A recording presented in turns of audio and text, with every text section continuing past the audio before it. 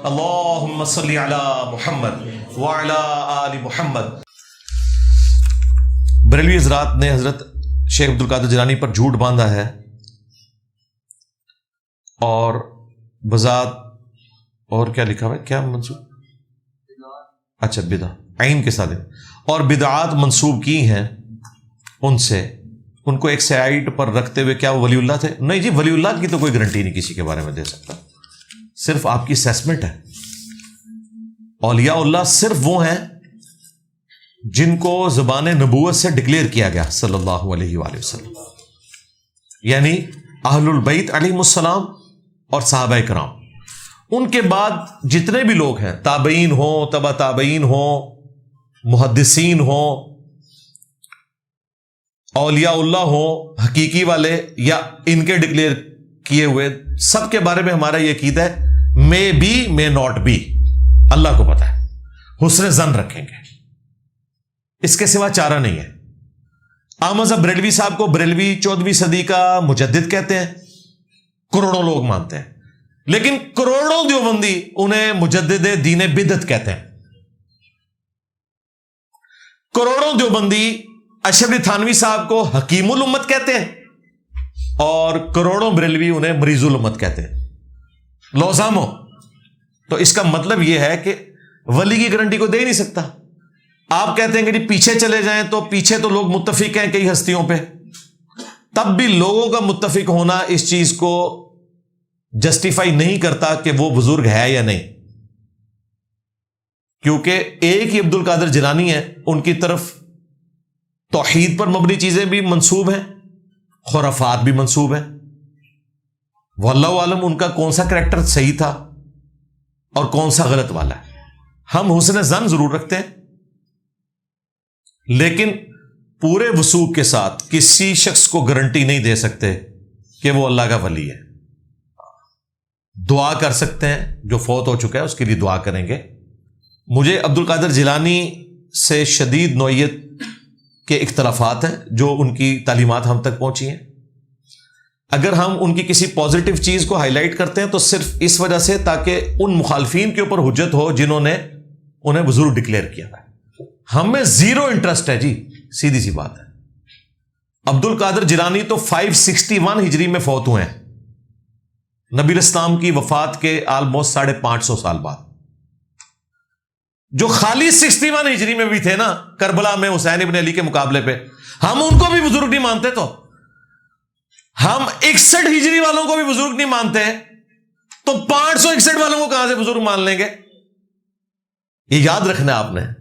عبد القادر جیلانی کی بات ہو تو 561، کربلا 61، ہاں یہ نسبت یاد رکھنی ہے۔ ان کو کہنا ہے ہم تو 61 والوں کو بھی نہیں مانتے، اگر حسین ابن علی کے مقابلے پہ آ جائیں، کلمہ گو تھے، اہل قبلہ تھے، مسلمان تھے، تابعین تھے، صحابہ کی اولادیں تھی نا۔ عمر ابن سعد کون تھا؟ سعد ابن ابی وقاص کا بیٹا۔ تو ہم تابعین جو حسین ابن علی کے مقابلے پر آئے انہیں بزرگ ماننے کے لیے تیار نہیں ہے۔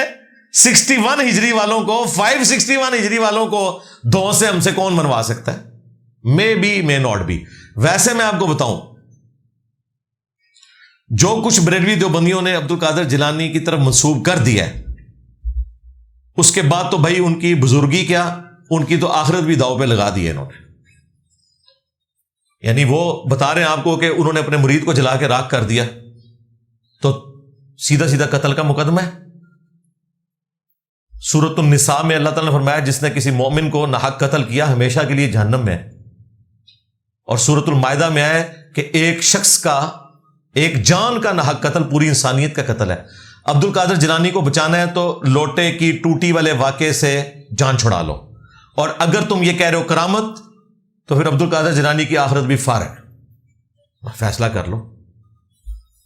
میں انشاءاللہ کسی دن نہ صرف عبد القادر جیلانی کی طرف جتنی باتیں منسوب ہیں نا، جو یہ کلیم کر رہے ہیں کہ بالکل ٹھیک ہے، ان کا پوسٹ مارٹم بھی ایک جگہ جمع کروں گا۔ ویسے تو میں نے مختلف ویڈیوز میں کر دیا، پھر میں فیصلہ کروں گا کہ قرآن و حدیث یہ بتا رہے ہیں، یہ کہہ رہے ہیں، یہ کہہ رہے ہیں غوث پاک کا دھوبی، تو کہتا ہے منو کچھ پتہ نہیں، منو کچھ پتہ نہیں، میں توبیاں۔ بخاری مسلم میں آیا کہ جو یہ کہتا ہے نا مجھے کچھ پتہ نہیں، مجھے کچھ پتہ نہیں، سیدھا گرز پہندا ہے انہوں۔ تو توبیت ہے مار گیا. ٹھیک ہے, یہ سب فراڈ چل رہا ہے. اس لیے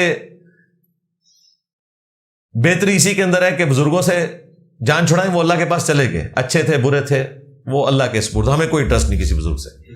آپ ڈاکٹر اسرار صاحب اور مولانا مودودی کو اپنا استاد مانتے ہیں, لیکن ان کی زندگی اسلامی نظام کو برپا کرنے میں لگ گئی, مگر آپ اسلامی نظام حکومت کی بات نہیں کرتے.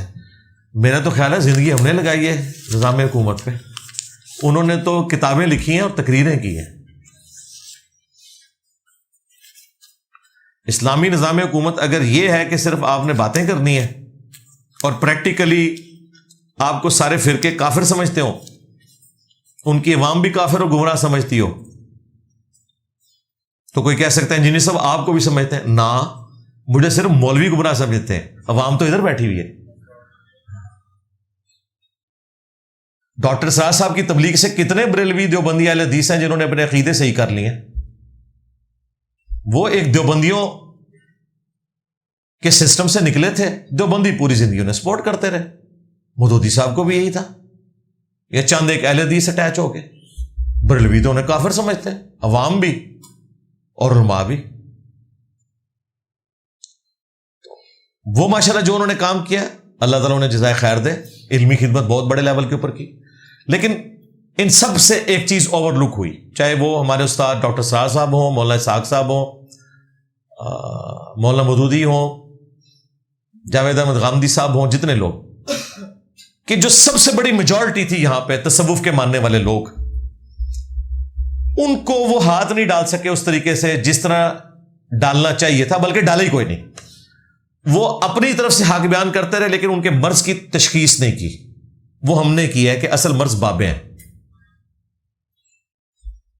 مودودی صاحب پہ الزام لگا کہ یہ دعوی نبوت کر کے مرے گا.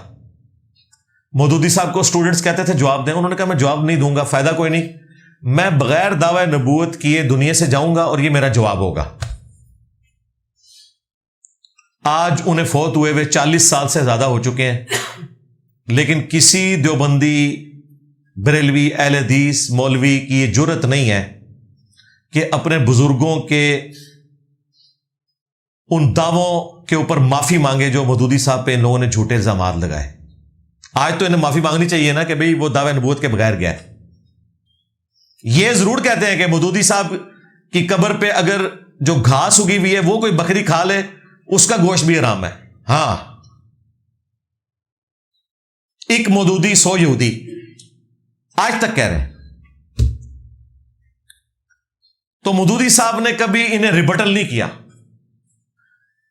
جب انہیں کہا دعوی نبوت کرے گا, مجھے انڈیا سے ای میل آئی کہ مودودی تو قادیانی تھا. میں نے کہا یار ان کو تو سزائے موت اس وجہ سے ہوئی تھی, انہوں نے قادیانی مسئلہ کتاب لکھی تھی.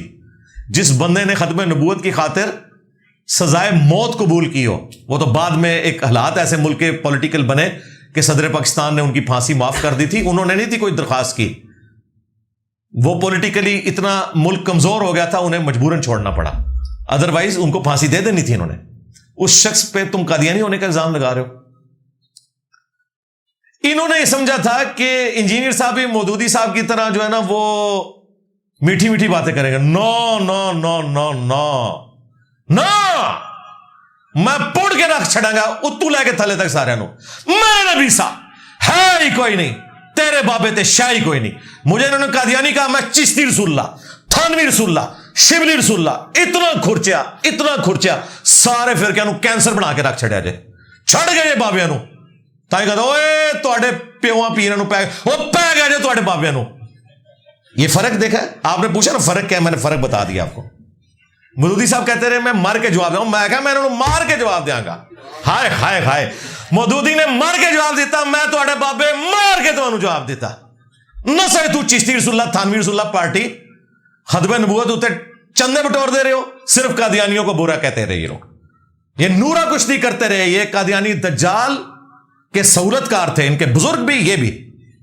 چلو آج کے بعد کہہ دو کہ چشتی رسول اللہ, تھانوی رسول اللہ کفر ہے, کتابیں چھاپنے والے کافر, کمائیاں کھانے والے کافر, مناظرے لڑنے والے کافر, ان کتابوں کو انڈورس کرنے والے کافر, سارے بابے فارغ ہو جان گے. جی اعلی حضرت فارغ, پیر میر علی فارغ, اشرف تھانوی فارغ لو سامو.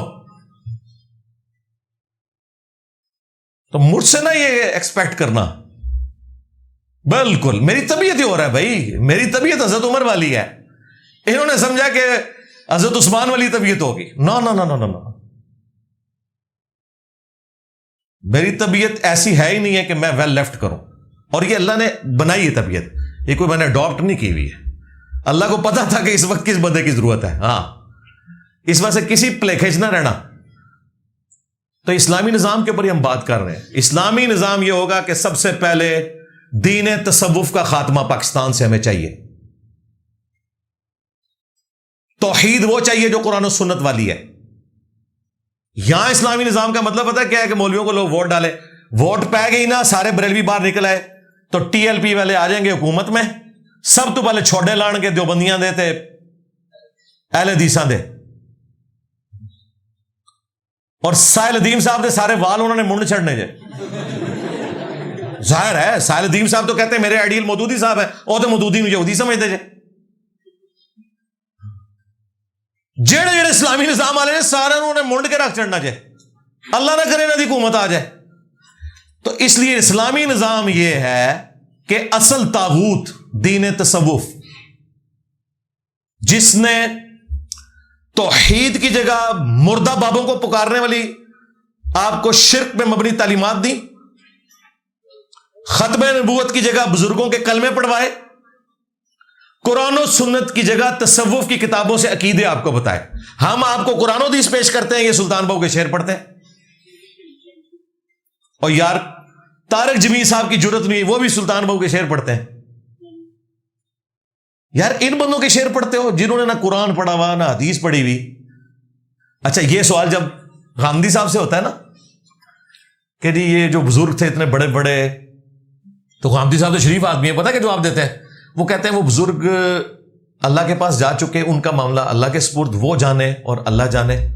میں تو اس چیز کا پابند ہوں جو میرے تک پہنچی ہے, قرآن و سنت.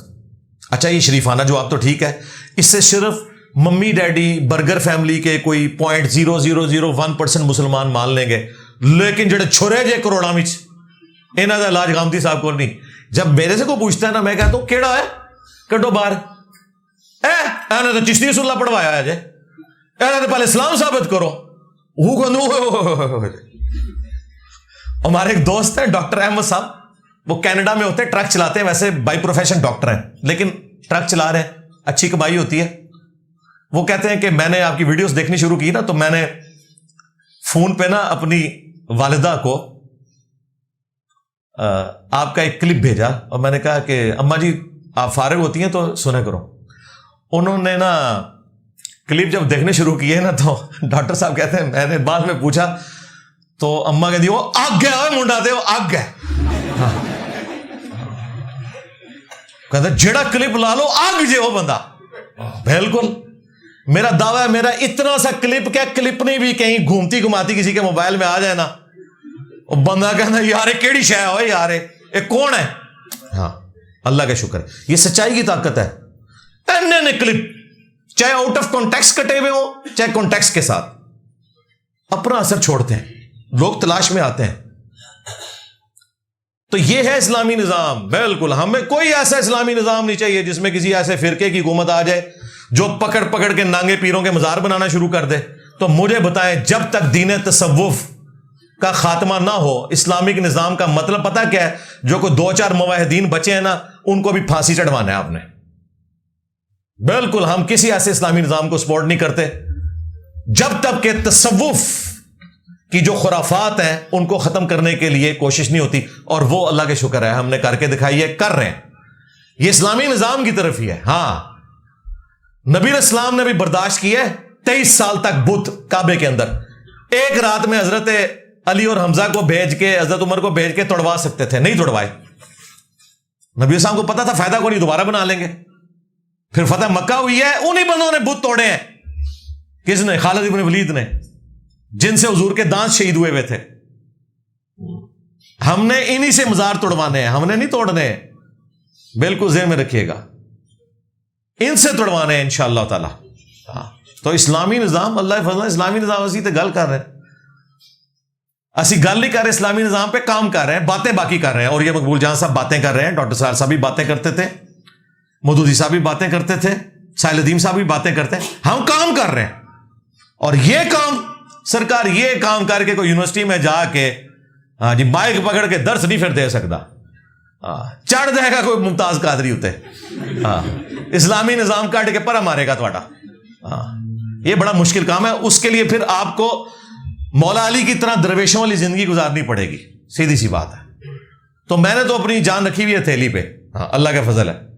میں نے اپنے کبھی اسٹوڈنٹس کو بھی نہیں کہا کہ آپ نے اس انداز میں گفتگو کرنی ہے ویڈیوز. میں یہ کہتا ہوں لوگوں کو قرآن و حدیث شیئر کروائیں، زیادہ مسئلہ ہو میری ویڈیو شیئر کروائیں، خود سامنے نہ ہے، کیونکہ آپ لوگ اس طرح کی زندگی نہیں گزار سکتے. یہ بڑی مشکل زندگی ہے. میں کسی بھی اپنے اسٹوڈنٹ کو اس تکلیف میں نہیں ڈالنا چاہتا کہ وہ آ کے للکارے. آپ بالکل طارق جمیل سٹائل میں قرآن و حدیث بیان کریں، جس طرح یہ چاہتے ہیں کریں. وہ باتیں بیان کریں جو یہ سننا نہیں چاہتے، وہ بھی بیان کریں پیارے انداز میں. لیکن میرے انداز میں کیمرے پہ آ کے یہ کام نہ کریں، یہ مشکل کام ہے. حضرت علی علیہ السلام کو اگر خلافت ملتی تو کیا ابھی تک خلافت کا نظام قائم رہتا؟ یہ ہو ہی نہیں سکتا. کبھی بھی کوئی چیز ہمیشہ دوام نہیں رکھتی. مسلمان بھی دیکھیں، نبی اسلام کی وفات کے 100 سال کے بعد ایک جنگ ہار گئے تھے. وہ جنگ اگر جیت جاتے تو پورا یورپ بھی مسلمانوں کے پاس ہوتا، جس طرح افریقہ اور عرب ملک. اسپین تو آ گیا تھا، اس کے بعد اگلا اسپین کے ساتھ جڑا ہوا ملک تھا فرانس. وہ ایک جنگ ہارے اور وہاں پھر ہمارا وہ سیل رواں جو ہے رک گیا 732 عیسوی کے اندر. تو ہر عروج کو زوال ہے. تاتاری بھی دیکھیں ملیا میٹ کرتے جا رہے تھے ہر چیز. ایک جنگ جا کے ہار گئے وہ عین الجالوت کے اندر، اور وہاں سے بھی ان کا ڈاؤن فال شروع ہو گیا. اللہ تعالیٰ کبھی بھی پرماننٹ کسی کو نہیں رہنے دیتا. سلیمان علیہ السلام اتنی بڑی سلطنت، ان کے بیٹوں میں اختلاف ہو گیا، بعد میں ٹوٹ گئی، ٹکڑے ٹکڑے ہوتے ہوتے سارے محکوم ہو گئے بنو اسرائیل. تو یہ ہو نہیں سکتا. یہ ہونا ہوتا ہے کہ ہر عروج کو زوال آتا ہے. کیا نبی الاسلام غزوہ ہند میں تشریف لائیں گے؟ نہیں، کوئی ایسی بات نہیں ہے. آپ علیہ السلام کا آنا اس حوالے سے کوئی حدیث نہیں ہے. سیدنا لفظ ابو بکر، عمر اور عثمان کے لیے کیوں استعمال ہوتا ہے جبکہ وہ اہل بیت میں سے نہیں؟ سیدنا کا مطلب ہے ہمارے سردار، ہمارے آقا، ہمارے مولا. ہمارے سب کانٹیننٹ کے معاشرے کے اندر عموماً جو سید ہے یا اہل البیت میں سے ہے وہ اس ٹرم کو اپنے لیے خاص سمجھتے ہیں، حالانکہ ایسا نہیں ہے. صحیح بخاری میں موجود ہے سیدنا عمر کا قول. وہ کہتے ہیں کہ ابو بکر ہمارے سید ہیں جنہوں نے ہمارے سید بلال کو آزاد کروایا. یعنی سید ایک رسپیکٹیبل چیز ہے. یہ ورڈ آپ کسی کے لیے بھی استعمال کر سکتے ہیں. اس کے لیے آل علی، آل عقیل، آل جعفر، آل عباس ہونا ضروری نہیں ہے. اگر آپ کی غلطی نہ ہونے پر بھی آپ کے رشتہ داروں سے معافی مانگ لینے میں صلہ رحمی کے لیے، اس کے باوجود بھی وہ آپ سے خوش نہ ہو، تو اس کے لیے ہمیں کیا کرنا چاہیے؟ کیا ہم اللہ کی بارگاہ میں سرخرو ہیں؟ جی بالکل سرخرو ہیں. آپ کا کوئی قصور نہیں ہے. آپ کا کام یہ ہے کہ آپ اللہ کے حکم کی پاسداری کریں. بخاری مسلم میں حدیث ہے کہ اللہ تعالیٰ نے جب صلہ رحمی کو پیدا فرمایا تو فرمایا جو تجھے جوڑے گا میں اسے جوڑوں گا، اور جو تجھے توڑے گا میں اسے توڑ دوں گا. رحمی رشتے، یعنی یہ رحم عربی زبان کے اندر یوٹرس کے لیے استعمال کیا جاتا ہے، اور اسی یوٹرس سے سارے بہن بھائی پیدا ہوتے ہیں، اس لیے ان کو رحمی رشتے کہا جاتا ہے. تو ان میں قطع تعلقی کرنا یہ بالکل حرام ہے. آپ کا کام بس اتنا ہی ہے، قیامت والے دن آپ اللہ کے حضور کوئی مجرم نہیں ہے. اگر کسی رشتہ دار نے آپ کے ساتھ برا سلوک کیا ہے تو آپ صبر کریں، اور آخرت میں آپ بس اللہ کے حضور سرخرو ہوں. تصوف کی کیا شرعی حیثیت ہے اسلام میں؟ اسلام میں کوئی تصوف نہیں ہے جی. اسلام میں اس کے لیے جو ٹرم استعمال ہوئی ہے وہ زہد. کتاب الزہد چیپٹر ہے صحیح مسلم کے اندر، کتاب الرقاق چیپٹر ہے صحیح بخاری کے اندر. یعنی وہ حدیثیں جو دل میں نرمی اور رقت پیدا کرتی ہیں. بخاری مسلم کے حوالے سے یہ ساری حدیثیں باقی کتابوں سے بھی آپ کو کمبائنڈ فارم میں مشکات کی 3 جلد میں مل جائیں گی، جو دل کو نرم کرنے والی حدیثیں ہیں، جو انسان کو دنیا پرستی سے دور کرتی ہیں، وہ تمام حدیثیں کتاب الرقاق یا کتاب الزہد کے تحت لی جاتی ہیں۔ اسی کے لیے بعد میں ایک تصوف کی ٹرم ڈیوائز ہوئی، لیکن پھر تصوف کے اندر قرآن و سنت کے خلاف تعلیمات بھی شامل ہوئی۔ اسلام کا اس سے لینا دینا کوئی نہیں ہے۔ اس کے اوپر 55B مسئلہ ہے میرا، 55A اور B تصوف سے ریلیٹڈ۔ اگر ایک فرد کے نام 24 تولے سونا ہے اور وہ زکوٰۃ دینے کے قابل نہیں، اس صورت میں بھی اگر سونا بیوی اور نابالغ بچوں میں تقسیم کر دیا جائے کہ نصاب سے کم ہو تو کیا یہ طریقہ جائز ہے؟ بالکل جائز نہیں ہے جی۔ نابالغ جو ہے وہ کیا مالک ہوں گے؟ مالک تو آپ نہیں بننا ہے۔ اس طریقے سے ہیلا بہانے سے آپ اگر زکوٰۃ سے بھاگتے ہیں تو یہ بالکل غلط فعل ہے آپ کا۔ باقی یہ کہنا کہ 25 تولے جو سونا ہے اس کی زکوٰۃ دینے کے لیے میرے پاس رقم نہیں ہے، تو زکوٰۃ اسی سونے میں سے کاٹ کے دینی ہوتی ہے۔ یعنی اسلام کے اندر آپ 7.5 تولے سونے سے زیادہ جمع ہی نہیں کر سکتے۔ اگر کریں گے تو ہر سال اس کا 40واں حصہ یعنی 2.5% زکوٰۃ دینی پڑے گی۔ تو 25 تولے سونا ہے نا، اس کے اوپر جتنی زکوٰۃ بنتی ہے وہ آپ سونے میں سے ہی دیں گے، حتیٰ کہ سونا کم ہوتے ہوتے 7.5 تولے سے نیچے آ جائے، پھر آپ کی زکوٰۃ ختم ہو جائے گی۔ یہ الگ سے کمائی کر کے نہیں دینا ہوتا۔ اس طرح تو ایک بندے کے پاس 100 تولے سونا ہے اور وہ کہے جی میرا کوئی سورس آف انکم نہیں، تو بھائی وہ 100 تولے جو سونا ہے اسی میں سے تو آپ نے زکوٰۃ دینی ہے۔ یہ دماغ میں کس نے ڈال دیا کہ جی الگ سے ہم نے کوئی پیسے کمانے اور اس سے زکوٰۃ نکالنی ہے، ایسا نہیں ہوگا۔ رزق کا انحصار محنت پر ہے یا نصیب پر؟ زیادہ محنت کرنے پر رزق میں اضافہ ہوگا یا وہی ملے گا جو نصیب میں ہے؟ دونوں چیزیں سائڈ بائی سائڈ ہیں۔ باقی ظاہر ہے جو اللہ نے مقدر کیا اس سے بڑھ نہیں سکتا، لیکن اس مقدر کو، تقدیر کو اللہ تعالیٰ نے کوشش کے ساتھ جوڑا ہوا ہے۔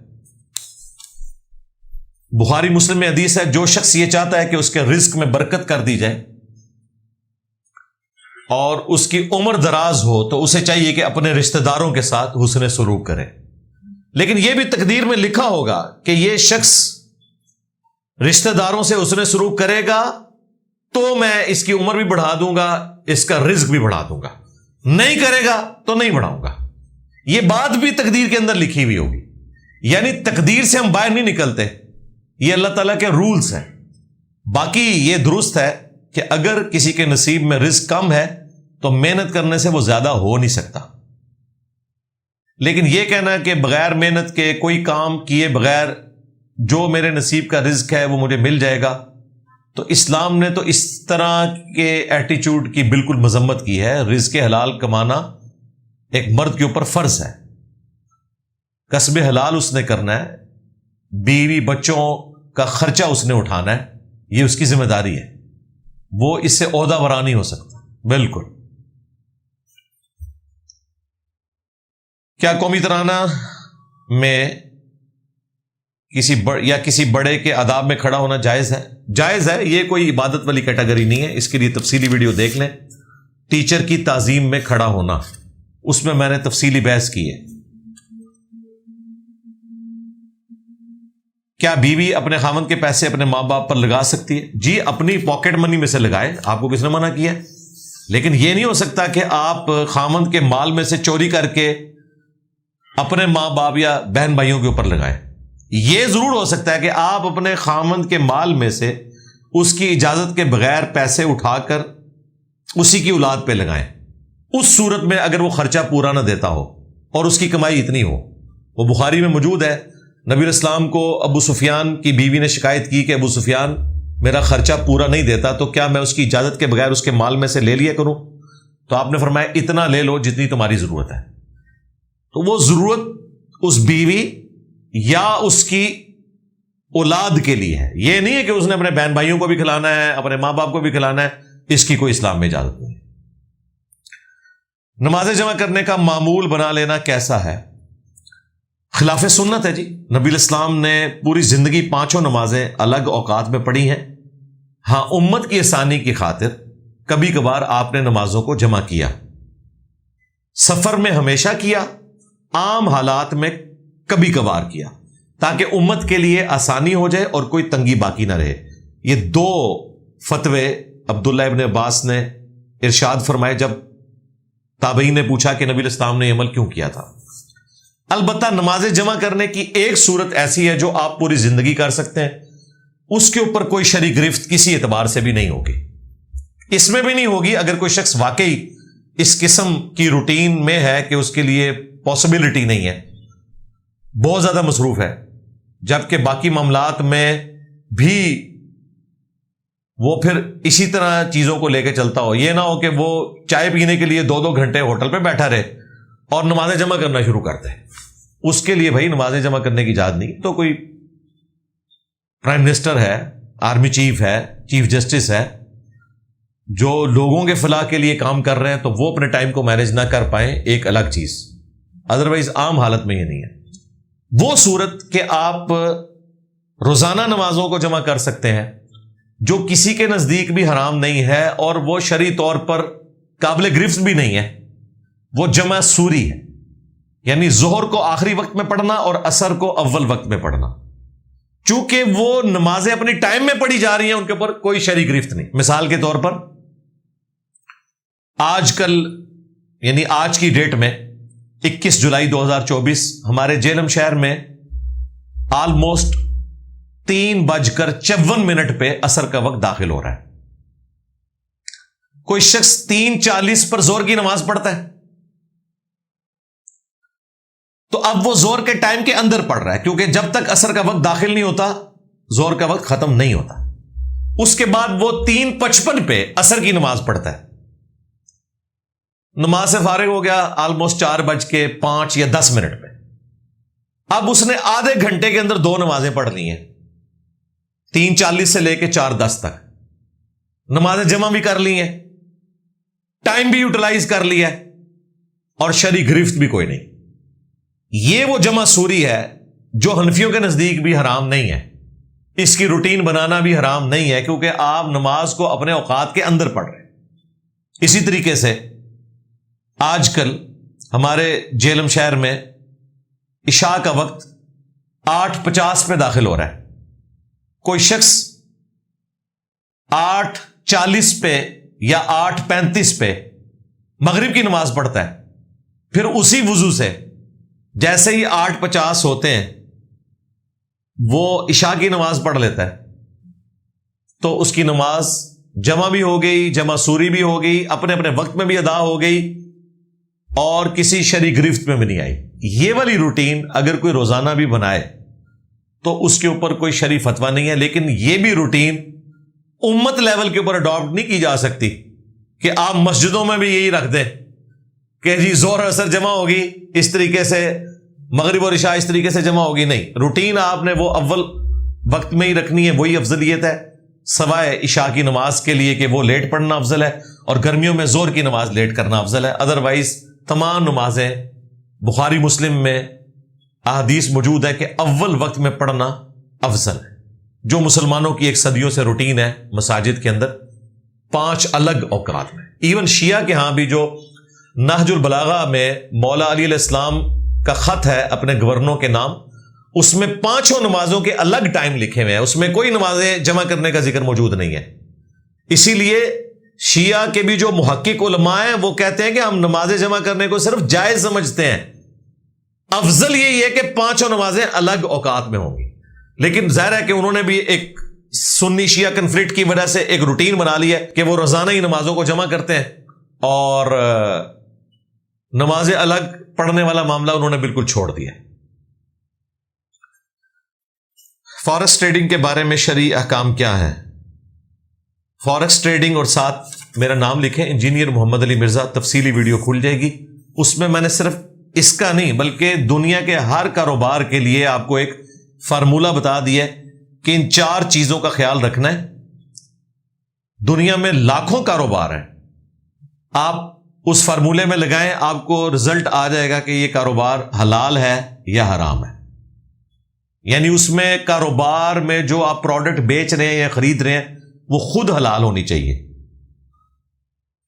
اس پروڈکٹ کے حوالے سے کوئی دھوکہ غرر نہیں ہونا چاہیے کہ آپ کوئی چیز دکھائیں اور دیں کوئی اور. اسی طریقے سے سود والا کوئی ایلیمنٹ نہیں اس کے اندر ہونا چاہیے. اور ایک وقت میں دو قیمتیں کسی چیز کی نہیں ہو سکتی، اس اعتبار سے کہ بیچنے اور خریدنے سے پہلے متفق آپ نہ ہو. اگر آپ متفق ہو جائیں تو دو قیمتیں ایک چیز کی رکھی جا سکتی ہیں کہ نقد لو تو 1000 روپے کی ہے، اور اگر ادھار میں لوگے تو 1200 کی ہے یا 2000 کی ہے.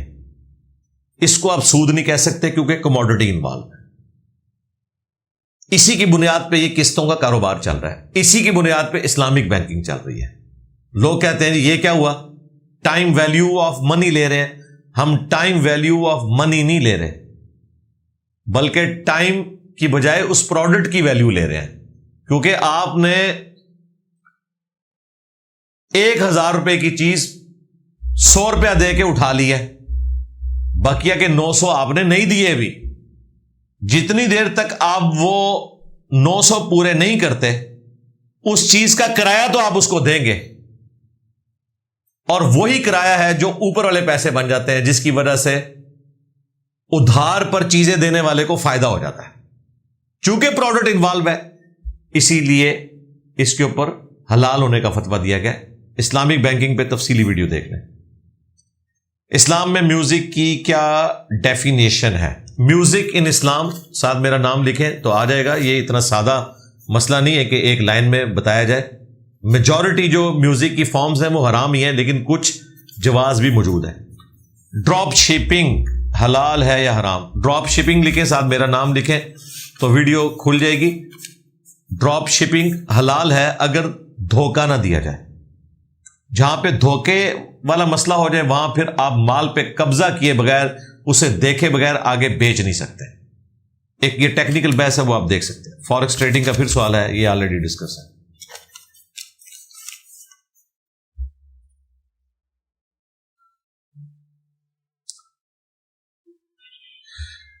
امام زین العابدین کے حوالے سے لکھا ہوا ہے، اور بہار الانوار کے حوالے سے امام جعفر صادق علیہ السلام وہ، اور علامہ باقر مجلسی کتاب سلیم بن قیس ہلالی کو صحیح مانتے ہیں. بالکل جی فراڈ ہے، ہم تو نہیں اس کے ساتھ ایگری کرتے. ان بزرگوں کی طرف غلط چیزیں منسوب ہیں جی. بالکل علامہ خوئی جو ہیں ان کا موقف بھی درست ہے شیعہ کے. اور امام مسلم نے بھی مقدمے میں لکھا ہے ابان بن ابی عیاش کے بارے میں کہ یہ جھوٹا راوی ہے. کیا طلاق کے بعد عورت کے لیے حلالہ کرنا ضروری ہے؟ جی حلالہ تو حرام ہے، اور نہ حلالہ کرنے سے اس طریقے سے وہ پہلے خاوند کی طرف لوٹائی جا سکتی ہے، یہ بالکل حرام ہے. سنن ابن ماجہ میں پورا چیپٹر ہے حلالہ کرنے والے اور کروانے والے کے اوپر اللہ کی لعنت ہے.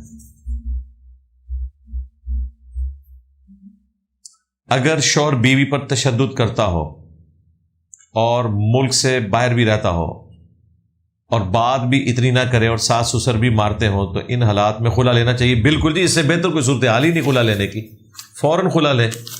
ایسے جانوروں کو اجازت ہی نہیں ہے کہ وہ بیویاں رکھیں، ان کو جانوروں والی زندگی گزارنی چاہیے. انسانیت تو ختم ہو چکی ہے نا ان لوگوں سے.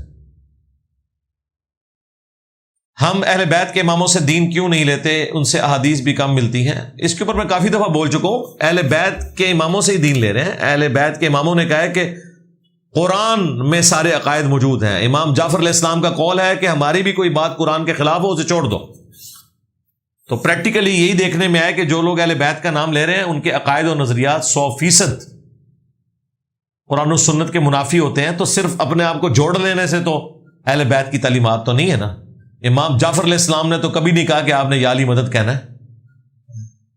میں نے نہج البلاغہ سے مولا علی کا جو خط ہے حسن ابن علی کے نام مکتوب 31 وہ پیش کیا تھا. وہ تو اپنے بیٹے حسن کو کہہ رہے ہیں کہ تم اس باپ کی اولاد ہو جس نے عنقریب مر جانا ہے.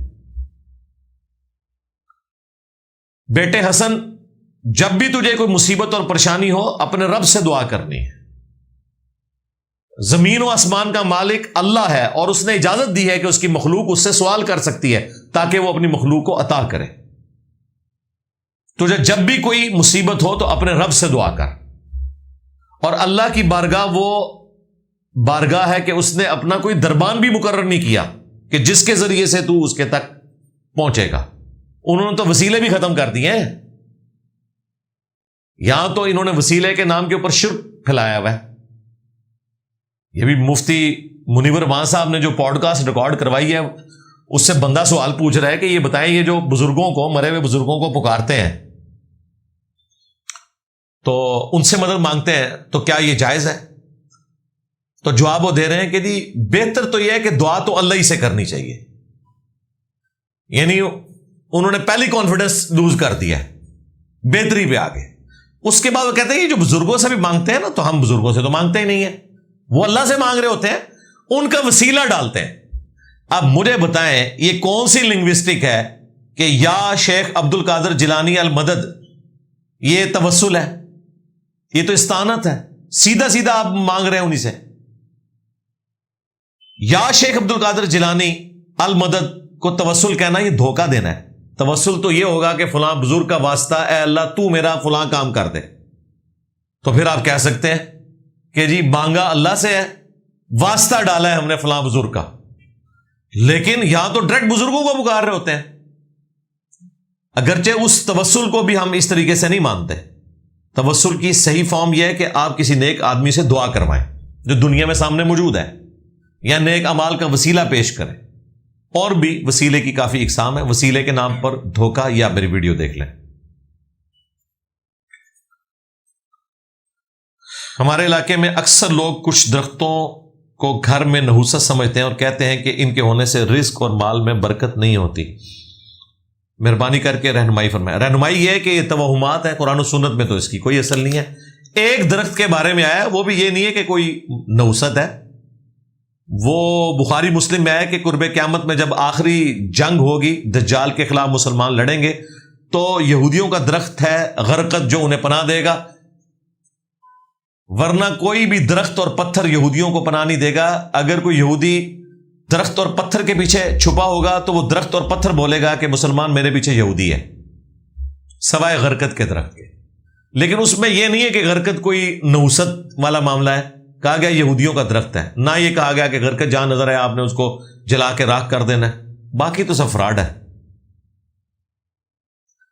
فرقے سارے جہنم میں ہیں, تو آپ نے ایک بیان میں کہا تھا کہ جنت میں بریلوی اہل حدیث کو دیکھ کر حیران ہوں گے, اہل حدیث شیعہ کو دیکھ کر حیران ہوں گے, تو جہنم میں کون سا فرقہ جائے گا؟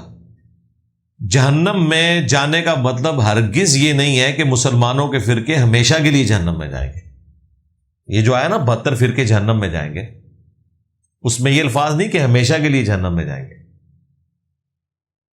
یعنی اپنے گناہوں کو بھگت کے اگر ان کے عقیدوں میں شرک کفر والا معاملہ نہ ہوا تو اللہ تعالیٰ at the end of the day انہیں بخش دے. جہنم والی احادیث میں کہیں یہ نہیں لکھا ہوا کہ ہمیشہ کے لیے جہنم میں جائیں گے. یہ صرف ان فرقوں کی نشانی ہے جو اہل بدعت ہیں, ورنہ at the end of the day جس کے دل میں رائی کے دانے کے برابر بھی ایمان ہے, بخاری مسلم میں ہے کہ اس کے حق میں اللہ تعالیٰ میری شفاعت قبول کر لے گا. خوارج کے بارے میں آیا سنن ابن ماجہ میں کہ جہنم کے کتے ہیں, لیکن المصنف ابن ابی شیبہ کے اندر موجود ہے کہ مولا علی علیہ السلام سے خوارج کے بارے میں جب پوچھا گیا کہ کیا یہ کافر ہیں, انہوں نے کہا کافر نہیں ہے. کفر ہی سے تو بھاگے ہیں, انہیں تو یہ خطرہ ہوا کہ میں کافر ہو گیا تو مجھے چھوڑ گئے. اس کا مطلب ہے کفر سے نفرت کرتے ہیں. پوچھا کہ منافق ہے, ان کا منافق ہوتے تو بڑی چھوٹی نمازیں پڑھتے. قرآن میں تو ہے کہ منافق تو بڑی مختصر نماز پڑھتے ہیں, تو بڑی لمبی نمازیں پڑھتے ہیں. کافر بھی نہیں, منافق بھی نہیں. قرآن میں بس تیسری چیز بچی ہے پھر مسلم. پوچھا کہ پھر کیا ہے؟ فرمایا یہ ایک قوم ہے جس نے ہم سے بغاوت کی ہے, یعنی ہم میں سے ہی ہیں لیکن انہوں نے پولیٹیکلی ہم سے بغاوت کی ہے. مولا علی نے حدیثوں کے باوجود جن میں خوارج کو جہنم کے کتے کہا گیا تھا, خوارج کو کافر نہیں کہا, کیونکہ ان کے دلوں میں بھی کسی نہ کسی درجے میں ایمان موجود تھا. 100% تو آپ نہیں کہہ سکتے. اہل قبلہ تھے, اہل کلمہ تھے, ختم نبوت کو مانتے تھے, خلیفہ وقت کا انکار کیا, انہیں کافر کہا تو تعویل کی غلطی کی وجہ سے. یہ وہ والا کفر نہیں ہے, اسے کفر دون الکفر کہا جاتا ہے. اس کفر کی وجہ سے جو شخص خود کافر ہوتا ہے وہ والا کافر نہیں ہوتا کہ ہمیشہ کے لیے وہ جہنم میں رہے گا. یہ کفر ذرا ڈیفرنٹ کفر ہے, اسے عام کفر آپ شمار نہ کریں. جب مجھ سے کوئی میرا فرقہ پوچھتا ہے تو میں مسلمان بتاتا ہوں تو کہتے ہیں تمہارا کوئی فرقہ نہیں ہے, تم جاہل ہو. انہیں کہ تو پھر اس کا تو مطلب یہ ہے کہ آپ مسلمان نام سے چڑھتے ہیں اور مسلم کہلوانے کو جاہل ہونا تصور کرتے ہیں. تو یہ گالی تو آپ حضرت ابراہیم علیہ السلام کو دے رہے ہیں اور سب سے بڑھ کر رسول اللہ کو دے رہے ہیں, نعوذ باللہ. کیونکہ ابراہیم علیہ السلام نے ہمارا نام مسلم رکھا تھا. ہوا سماکم المسلمین من قبل وفی ھذا ملت ابیکم ابراہیم ہوا سماکم المسلمین من قبل وفی ھذا. پیروی کرو اپنے باپ ابراہیم کی ملت کی کہ جس نے تمہارا نام مسلم رکھا, اور اللہ تعالیٰ نے بھی اس کتاب میں تمہارا نام مسلم رکھا ہے. پھر نبی علیہ السلام کے لیے وَأَنَا أَوَّلُ الْمُسْلِمِينَ, آپ نے کہنا سب سے پہلے میں مسلم ہوتا ہوں, سر تسلیم خم کرتا ہوں. تو مسلم ہونے کی اصل تو قرآن و سنت میں موجود ہے. آپ نے یہ مسئلہ کہاں سے نکال لیا کہ جو خالی مسلم کہلوائے وہ جاہل ہوگا؟ جاہل تو وہ لوگ ہیں جنہوں نے انڈیا کے شہروں کے نام کے اوپر فرقے بنا لیے ہیں. کیا مولا علی کے بیٹوں میں کسی بیٹے کا نام خلفائے ثلاثہ کے نام میں شامل ہے؟ جی, یہ جو مختار نامہ انہوں نے فلم بنائی ہے مختار سقفی پہ, اس میں ایک بیٹے کا ذکر کیا ہے انہوں نے, عثمان بن علی کے قتل کے بدلے میں اس بندے کو قتل کیا گیا جو یزید کی فوج میں تھا. تو موجود ہے, شیعہ بھی مانتے ہیں. مجدد کا کیا مطلب ہے, مجدد کی کیا نشانی ہے؟ مجدد کی نشانی یہ کہ آپ کے فرقے میں سب زیادہ جو بندے گھیر کے اپنے ساتھ لگا لے وہ مجدد ہوتا ہے. ابو داؤد میں حدیث ہے کہ اللہ تعالیٰ میری امت میں ہر 100 سال میں صدی کے کنارے پہ ایک ایسا شخص بھیجے گا جو دین کی تجدید کرے گا. یہ حدیث حاکم میں بھی موجود ہے. پہلے مجدد کے اوپر تو امت متفق ہے کہ عمر بن عبد العزیز ہیں, کیونکہ 99 ہجری میں وہ خلیفہ بنے ہیں اور 101 ہجری میں ان کی شہادت ہوئی ہے. ان کو زہر دے دیا تھا بنو امیہ نے صرف 38 سال کی عمر میں, 38 سال کی عمر میں. دوسری صدی میں بھی جو غالب رائے ہے امام شافعی کے بارے میں, وہ بھی 204 ہجری میں فوت ہوئے. اس کے بعد پھر اختلاف شروع ہو جاتا ہے. آخری مجدد جو ہیں وہ امام محمد بن عبداللہ المہدی ہوں گے, جنہیں ہم امام مہدی کہتے ہیں. باقی بیچ میں تو فرقہ واریت کی وجہ سے ہر فرقہ اپنے فرقے کے بڑے کو مجدد مانتا ہے. مثلا بریلوی کہتے ہیں کہ یہ جو پچھلی 14ویں صدی گزری ہے اس میں احمد بریلوی صاحب مجدد تھے, کیونکہ وہ 1340 ہجری میں فوت ہوئے ہیں. آج چل رہا ہے 1446 ہجری. ہم پوچھتے ہیں اس صدی کا مجدد کون ہے؟ کوئی کہتا ہے جی ڈاکٹر طاہر القادری صاحب ہے, کوئی کہتا ہے جی باپا جانی ہے امیر اہل سنت, جو اسکول سے بھی نہیں پڑھے ہوئے, پرائمری کی ڈگری بھی نہیں ان کے پاس, میٹرک کی بھی ڈگری نہیں ہے, اور مدرسے کا تو انہوں نے کہا میں نے کبھی منہ نہیں دیکھا. ان کے بارے میں کہتے ہیں وہ مجدد ہے. تو ہر ایک فرقے نے اپنا اپنا مجدد بنایا ہوا ہے. میرے نزدیک تو اس صدی کا اگر کوئی مجدد ہے تو مولانا مودودی ہے رحمہ اللہ تعالی, اور وہ صدی کے کنارے پہ ہی آلموسٹ فوت ہوئے ہیں. 13ویں صدی اینڈ ہو رہی تھی اور 14ویں سٹارٹ ہو رہی تھی. اس وقت وہ دنیا سے گئے اور وہ صدی کے کنارے پہ آئے ہیں, اور ان کا کام بھی تجدیدی نظر آتا ہے. ایک وقت میں ایک سے زیادہ مجدد بھی ہو سکتے ہیں. حدیث کی فیلڈ میں شیخ ناصر الدین البانی, ان کو بھی آپ کہہ سکتے ہیں کہ وہ مجدد تھے. اگر کوئی لڑکا قادیانیت سے اسلام قبول کر چکا ہو تو کیا وہ اپنے ماں باپ کا جنازہ پڑھ سکتا ہے؟ کیا ان کے لیے دعائے خیر کر سکتا ہے؟ کیا وراثت میں حصہ لے سکتا ہے؟ جی, وراثت میں تو حصہ نہیں ملے گا. بخاری مسلم میں حدیث ہے کہ مسلمان کافر کا وارث نہیں ہو سکتا, اور کافر مسلمان کا وارث نہیں ہو سکتا۔ اگر ماں باپ کفر کی حالت میں گئے ہیں جس طرح کہ آپ بتا رہے ہیں تو ان کے لیے دعائے مغفرت نہیں ہو سکتی۔ سورہ توبہ میں واضح موجود ہے کسی نبی کے لیے یا اہل ایمان میں سے کسی کے لیے یہ شایع نہیں کہ اس کا کوئی قریبی رشتہ دار بھی کفر کی حالت میں مرے اور وہ ان کے لیے دعائے مغفرت کرے۔ یہ عموماً ہمارے واٹس ایپ میسیجز میں بھی کوئی کھلاڑی فوت ہو گیا ہے وہ نان مسلم تھا، کوئی ایکٹر فوت ہو گیا ہے وہ نان مسلم تھا تو ریسٹ ان پیس RIP لکھ دیتے ہیں۔ اس کی اسلام میں کوئی اجازت نہیں ہے۔ زندگی میں آپ کافر کو دعا دے سکتے ہیں، حافظہ اللہ کہہ لیں، رحمہ اللہ کہہ لیں، زندہ بندے کو ہدایت کے لیے دعا کریں۔ ونس اگر نان مسلم مر گئے پھر آپ اس کے لیے دعائے مغفرت نہیں کر سکتے۔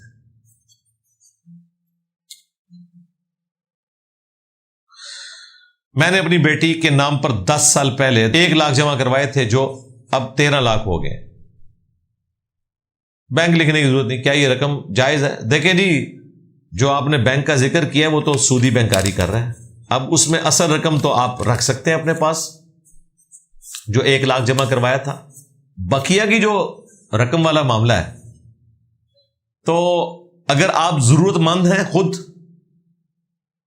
اس طرح کے ضرورت مند نہیں کہ وہ تو ہر بندہ ہی ضرورت مند ہے پیسے کے اعتبار، یعنی مفلسی والا ایشو ہے، پھر تو آپ اسے استعمال کر لیں، ادروائز کسی غریب آدمی کو وہ آپ دے دیں بغیر ثواب کی نیت کے، کیونکہ حرام مال کے اوپر آپ ثواب کی نیت نہیں کر سکتے۔ کیا رفع الیدین فرض ہے؟ سنت ہے جی۔ اگر سنت ہے تو آپ اس پہ اتنا زور کیوں دیتے ہیں؟ کیوں آپ کو سنت سے نفرت ہے؟ آپ مسلمان ہیں یا کافر ہیں؟ کل تک تو مسواک پہ بھی زور تھا، پگڑی پہ بھی زور تھا، ٹھیک ہے جی، پیلی چپل کے اوپر بھی زور تھا، رفع الیدین سے اتنی چڑ کیوں ہے؟ بس یہ آپ جیسے لوگ ہیں جن کے بارے میں حدیث ہے جامعہ ترمذی میں کہ 6 لوگوں پر اللہ کی لعنت ہے، ان میں سے ایک وہ ہے جو سنت کو چھوڑتا ہے، یعنی نفرت کی حد تک۔ یہ بھائی یہ وہ سنت ہے جس کو آپ چھوڑ نہیں سکتے۔ یہ سنت سادی سنت نہیں ہے، یہ طریقہ ہے۔ مثلا فجر کے 2 فرض پڑھنا یہ سنت ہے، لیکن اپنی انٹینسٹی میں یہ فرض ہے۔ سنت اس لیے کہ نبی علیہ السلام نے پڑھے ہیں۔ اب نبی علیہ السلام نے جس طریقے سے پڑھے ہیں اس طریقے سے نہیں پڑھیں گے تو فرض بھی ادا نہیں ہوں گے۔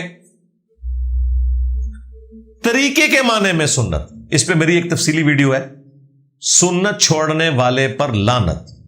اس میں نے سنت کی 3 فارمز بتائی ہیں۔ یہاں سنت طریقے کے معنوں میں آیا۔ صحیح بخاری کے اندر حدیث موجود ہے، حضرت حذیفہ بن یمان رضی اللہ تعالیٰ عنہ نے ایک شخص کو دیکھا کہ وہ نماز پڑھ رہا ہے اور بڑی تیزی سے پڑھ رہا ہے، رکوع اور سجود صحیح نہیں کر رہا۔ تو نماز کے بعد انہوں نے کہا کہ اگر تو اسی طریقے سے نماز پڑھتا ہوا دنیا سے چلا گیا نا تو اس طریقے پہ نہیں مرے گا جو اللہ نے اپنے پیغمبر محمد صلی اللہ علیہ وآلہ وسلم کو دیا ہے، یعنی تو محمد صلی اللہ علیہ وآلہ وسلم کی ملت اور سنت پہ نہیں مرے گا۔ نماز پڑھ رہا ہے اور وہ کہہ رہے ہیں آپ اس طریقے پہ نہیں مرو گے۔ بس ہم بھی آپ کو رفع الیدین چھوڑنے پہ یہی کہیں گے کہ آپ نماز پڑھتے ہوئے اس طریقے پہ نہیں مر رہے جو نبی علیہ السلام کو اللہ تعالیٰ نے دیا تھا، یہ کوئی اور ہی طریقہ ہے۔ اگر فرض نماز کی سنت چھوڑنا گناہ نہیں تو رفع الیدین نہ کرنا گناہ، اس لیے کہ رفع الیدین نماز میں سنت طریقے کے طور پر ہے، یہ وہ والا سنت والا معاملہ نہیں ہے۔ اسی سوال کے جواب میں تو میں نے ویڈیو ریکارڈ کروائی ہے۔ 12 سنت موقتہ جو آپ چھوڑ رہے ہیں نا وہ آپ طریقہ نہیں چھوڑ رہے، ایک نفلی عبادت کو چھوڑ رہے ہیں، لیکن جو آپ فرض نماز پڑھ رہے ہیں اس کو آپ نے سنت طریقے پہ پڑھنا ہے۔ یہاں سنت اور معنوں میں آ رہا ہے، وہاں سنت اور معنوں میں آ رہا ہے، یہ ذہن میں رکھیے گا۔ مسواک کرنا سنت ہے، کوئی چھوڑ دیتا ہے گناہگار نہیں ہوگا۔ کلی کرنا سنت ہے، چھوڑ دیتا ہے گناہگار نہیں ہوگا۔ زور کے 4 فرض پڑھنا سنت ہے، چھوڑ دیتا ہے حرام کا مرتکب ہے، کیونکہ وہ سادی سنت نہیں ہے، اپنی انٹینسٹی میں فرض ہے۔ جب اپنی انٹینسٹی میں فرض ہے تو اسے اسی طریقے پہ پڑھنا ہے جو نبی علیہ السلام نے طریقے کے طور پر سکھایا۔ اس کے لیے وہ تفصیلی ویڈیو دیکھیں، سنت چھوڑنے والے پر لعنت۔ یہ نبی علیہ السلام نے جو لعنت فرمائی ہے وہ اسی لیے فرمائی ہے کہ وہ والی سنت جو رسول اللہ کا طریقہ ہے وہ آپ نے چھوڑ دیا۔ آگے لکھا ہے انہوں نے، جواب دیں گے تو بہت خوشی ہوگی، میں نے تو بہت پہلے طبیعت صاف کی ہوئی ہے۔ وہ ویڈیو لاکھوں لوگوں نے دیکھی ہے، سنت چھوڑنے والے پر لعنت۔ یہ بہت پرانا اعتراض ہے۔ میں اکثر اپنے اسٹوڈنٹ سے کہتا ہوں کہ جو فتنے انہوں نے بعد میں اٹھانے تھے نا، میں نے پہلے ہی ان فتنوں کا تدارک کر لیا ہے مختصر وقت میں۔ اس کے پیچھے ٹیکنیکل ریزن یہ ہے کہ ہمارے اوپر ہزاروں نہیں لاکھوں کیمرے فٹ ہیں، ہمارے اسٹوڈنٹس کے بھی اور مخالفین کے بھی۔ تو جو 1000 سال میں اعتراض ہونے تھے نا، وہ 1 سال میں میرے اوپر ہو جاتے ہیں، کیونکہ دنیا میں ہر بندہ نیکی کا کام یہ سمجھ رہا ہے کہ مرنے سے پہلے ایک کلپ انجینئر کے خلاف ضرور بنانا ہے۔ تو پوری امت اس وقت ایک بندے کی آخرت کی فکر میں، یعنی میری آخرت کی فکر میں۔ تو الحمدللہ اس طرح کے سارے اعتراضات سب سے پہلے میرے پاس پہنچ جاتے ہیں، میں انہیں ویڈیو میں ریکارڈ کروا دیتا ہوں۔ دیکھیں آپ کی پرچی تو آ جائے گی نا یہ، اور میں اس کے اوپر ویڈیو آلموسٹ کوئی 5-6 سال پہلے ریکارڈ کروا چکا ہوں۔ سنت چھوڑنے والے پر لعنت، اس حدیث کو میں نے بریف کیا ہے، سنت کی 3 فارمز بتائی ہیں، اور اس وسوسے کا جواب دیا ہے کہ جو یہ اضافی نوافل سنتیں ہیں ان کو چھوڑنے والا گناہگار کیوں نہیں ہے، اور فرض کے اندر جو سنتیں ہیں انہیں جان بوجھ کے چھوڑنے والا گناہگار کیوں ہے، کیونکہ وہ سنت طریقے کے طور پر آ رہی ہوتی ہے۔ ان چیزوں کے فرق کو سمجھنے کی ضرورت ہے۔ اگر کوئی شخص دین کا عالم بننا چاہتا ہو اور دین کی راہ میں کام کرنا چاہتا ہو تو اس کے لیے سٹیپ بائی سٹیپ کیا کرے؟ سٹیپ بائی سٹیپ چپ کر کے دنیاوی تعلیم حاصل کرے، اس کے بعد ہماری ویڈیوز دیکھے، قرآن کی تفاسیر خود پڑھے اپنی نیٹو لینگویج میں، اور ساتھ شوقیہ طور پر عربی بھی سیکھنا شروع کر دے۔ لیکن یہ کہنا کہ میں پہلے عربی سیکھوں گا یا کسی مدرسے میں پڑھوں گا اس کے بعد علم دین حاصل کروں گا، تو مدرسے میں تو علم دین نہیں، فرقوں کا علم دین سکھایا جاتا ہے۔ پلس جب مدرسے میں آپ جائیں گے تو وہ آپ کے 3-4 سال صرف فارسی اور عربی لنگوسٹک سکھانے میں صرف کر دیں گے، اس میں سے نکالیں گے بھی کچھ بھی نہیں۔ دور حدیث اینڈ پہ کروائیں گے اور باقی ساری فقہی بحثیں آپ کو سکھائیں گے۔ اس لیے آپ دیکھیں کتنے بڑے بڑے علماء ہیں، جب ہمارے پاس آتے ہیں نا، ہماری ویڈیوز دیکھتے ہیں تو وہ کہتے ہیں ہم تو ڈگری کر کے فارغ ہوئے تھے، ہمیں تو ان چیزوں کا پتہ ہی نہیں تھا، کیونکہ سلیکٹو اسٹڈی کروائی گئی تھی۔ اس کے لیے تفہیم القرآن، قرآن کی تفسیر آپ ضرور پڑھیں، بخاری مسلم ترجمے سے پڑھیں، مشکات المصابیح پڑھیں۔ اس کے لیے آپ میری ایک ویڈیو دیکھیں، انٹروڈکشن آف مشکات، اس میں میں نے اسی چیز کو ڈسکس کیا ہے۔ ہم مولا علی علیہ السلام سے محبت کا دعویٰ کرتے ہیں، لیکن ان کے ساتھیوں سے حدیث نہیں لیتے، جیسا کہ مالک اشتر اور باقی لوگ۔ پھر میں وہی بات کروں گا، ہم لے رہے ہیں مولا علی کی حدیثیں بھی لے رہے ہیں، ان کے بیٹوں کی بھی احادیث لے رہے ہیں۔ عقائد تو ہم نے لینے ہیں قرآن سے، رہی احادیث آپ وہ حدیثیں بھی لے آئیں۔ مور دین 80% احادیث سنی اور شیعہ کے ہاں ایک جیسی ہیں، جن میں کوئی اختلاف نہیں ہے۔ یہ نہیں ہے کہ سنیوں کے ہاں اگر رمضان کے روزوں کی کوئی فضیلت آئی ہے تو شیعہ کے ہاں اس کے خلاف کوئی بات آپ کو مل جائے گی۔ الفاظ کا فرق ہو سکتا ہے، وہ تو اہل سنت کی اپنی کتابوں میں بھی ہے، میجورٹی چیزیں بالکل ایک جیسی ہیں، اور جو بڑی خطرناک چیزیں وہ بھی دونوں جگہ موجود ہیں۔ اگر احمد بن حنبل کی کتاب میں فضائل صحابہ میں موجود ہے نا کہ مولا علی نے کہا میری وجہ سے 2 فرقے جہنم میں جائیں گے اور 2 گمراہ ہوں گے، ایک میری محبت میں غلو کر کے ایک میری دشمنی میں، تو یہ سیم خوارج سے متعلق جو خطبہ ہے مولا علی کا نہج البلاغہ میں، اس میں بھی سیم الفاظ کے ساتھ موجود ہے۔ تو شیعہ وہاں سے نہیں بھاگ سکتے، سنی یہاں سے نہیں بھاگ سکتے۔ سنی آدھی حدیث نہیں لے سکتے کہ محبت میں غلو کرنے والے جو ہیں وہ شیعہ رافضی ہیں، اور نہ وہاں شیعہ آدھی حدیث لے سکتے ہیں کہ دشمنی میں غلو کرنے والے سنی ناصبی ہیں۔ دونوں جگہ جو ہے نا وہ دونوں باتیں موجود ہیں، تو میجورٹی چیزیں کامن ہی ہیں۔ عقیدہ قرآن سے لے، مسائل آپ نے جس بھی حدیث کی کتاب سے لینے ہیں وہ آپ کی اپنی مرضی۔ اعمال میں سب سے بڑا اختلاف جو ہے وہ نماز کے طریقے کا نا، تو شیعہ کے ہاں بھی رفع الیدین سے ہے، اہل سنت کے ہاں بھی رفع الیدین سے ہے۔ ہاتھ چھوڑنے کا مسئلہ ہے، اہل سنت کے ہاں بھی موجود ہے، ہاتھ چھوڑ کے بھی نماز پڑھ سکتے ہیں، ہاتھ باندھ کے بھی۔ گھر کے بزرگوں کو دین کی طرف کیسے لایا جائے, ان کے دلوں سے فرقوں کی دکان کیسے بند کی جائے. بہت مشکل کام ہے جی. فرقہ بازوں کو سمجھانے کا طریقہ, یہ میری ویڈیو دیکھیں, اس میں بھی میں نے بتایا کہ آپ نے بزرگوں کو کبھی یہ نہیں کہنا کہ آپ فلاں جگہ غلط ہیں, فلاں جگہ غلط ہیں. بزرگ تو ایسی چیز ہے کہ بیٹا پیغمبر ہو نا, بزرگ پیغمبر کی بھی بات ماننے کے لیے تیار نہیں ہوتا, تا وقت ہے کہ وہ ابا بھی خود پیغمبر ہو, وہ ایک الگ بات. حضرت ابراہیم کے ابا نے کیا کیا, یہ ایک الگ سے بات ہے. کوئی کہتے ہیں چچا تھا, کوئی کہتے ہیں والد ہے. میں کہتا ہوں چچا بھی ہو, انہوں نے ان کو ابا ہی کہا ہے, یعنی چچا کی حیثیت سے بھی, وہ باپ کی حیثیت سے ہی انہوں نے حضرت ابراہیم کو پالا تھا. تو کس لیول پہ اترا ہے. حالانکہ سورہ مریم میں اتنے پیار سے الفاظ ہیں, یا اباتی یا اباتی, اے ابا جان میں آپ کو اللہ کی طرف بلاتا ہوں, آپ شیطان کے راستے پہ نہ جائیں. اتنے پیار محبت سے, جو کہتے ہیں نا پازیٹیو باتیں کریں. حضرت ابراہیم علیہ السلام نے اتنی پازیٹیو گفتگو کی ہے, ابے نے اینڈ پہ کہا نکل میری نظروں سے دور ہو جا. ہمیشہ کے لیے قطع تعلقی کر دی اپنے بیٹے سے. تو باپ یا تو پیغمبر ہو, اور اگر پیغمبر نہیں ہے, یہ ایک رشتہ ہی ایک عجیب سا ہے. اسی لیے اللہ تعالیٰ نے پیغمبروں کو یا تو یتیم پیدا کیا یا ان کے باپ پیغمبر ہیں. ماں والا معاملہ ذرا ڈفرنٹ ہے, وہاں نرمی موجود ہوتی ہے. تو گھر کے بزرگوں کو بھی آپ اس طریقے سے نہیں سمجھا سکتے کہ انہیں بتائیں. بچہ پی ایچ ڈی ہونا اور باپ چٹا ان پڑھ ہو, وہ باپ پھر بھی سمجھتا کہ میں سیانا ہوں. یہ ہم لوگ ہیں پڑھے لکھے لوگ کہ ہم سے ہماری اولاد کوئی بات کرتی ہے نا, ہم اتنے پڑھے لکھے ہونے کے باوجود بھی ڈرتے ہیں بات کرتے ہوئے کہ بھئی یہ کہیں صحیح بات ہی نہ کر رہا ہو, کیونکہ یہ نیٹ پہ بیٹھے ہوتے ہیں, ان کا نالج ہو سکتا ہے, انفارمیشن ہم سے زیادہ ہو, تو پوری تسلی سے بات سنتے ہیں کہ بتاؤ بھئی کیا مسئلہ ہے, ڈسکس کر لیتے ہیں. لیکن یہ حوصلہ ہمارے آباء و اجداد میں نہیں تھا. چٹے ان پڑھ تھے اور اللہ کے وجہ سے کانفیڈنس بھی آسمانوں پہ. اس لیے بزرگوں کو سمجھانے کا طریقہ یہ ہے, بجائے ان کو یہ کہنے کے کہ جی آپ فلاں جگہ غلط ہے, ان سے کہیں کہ دسو ابا جی منو کے ہو گیا.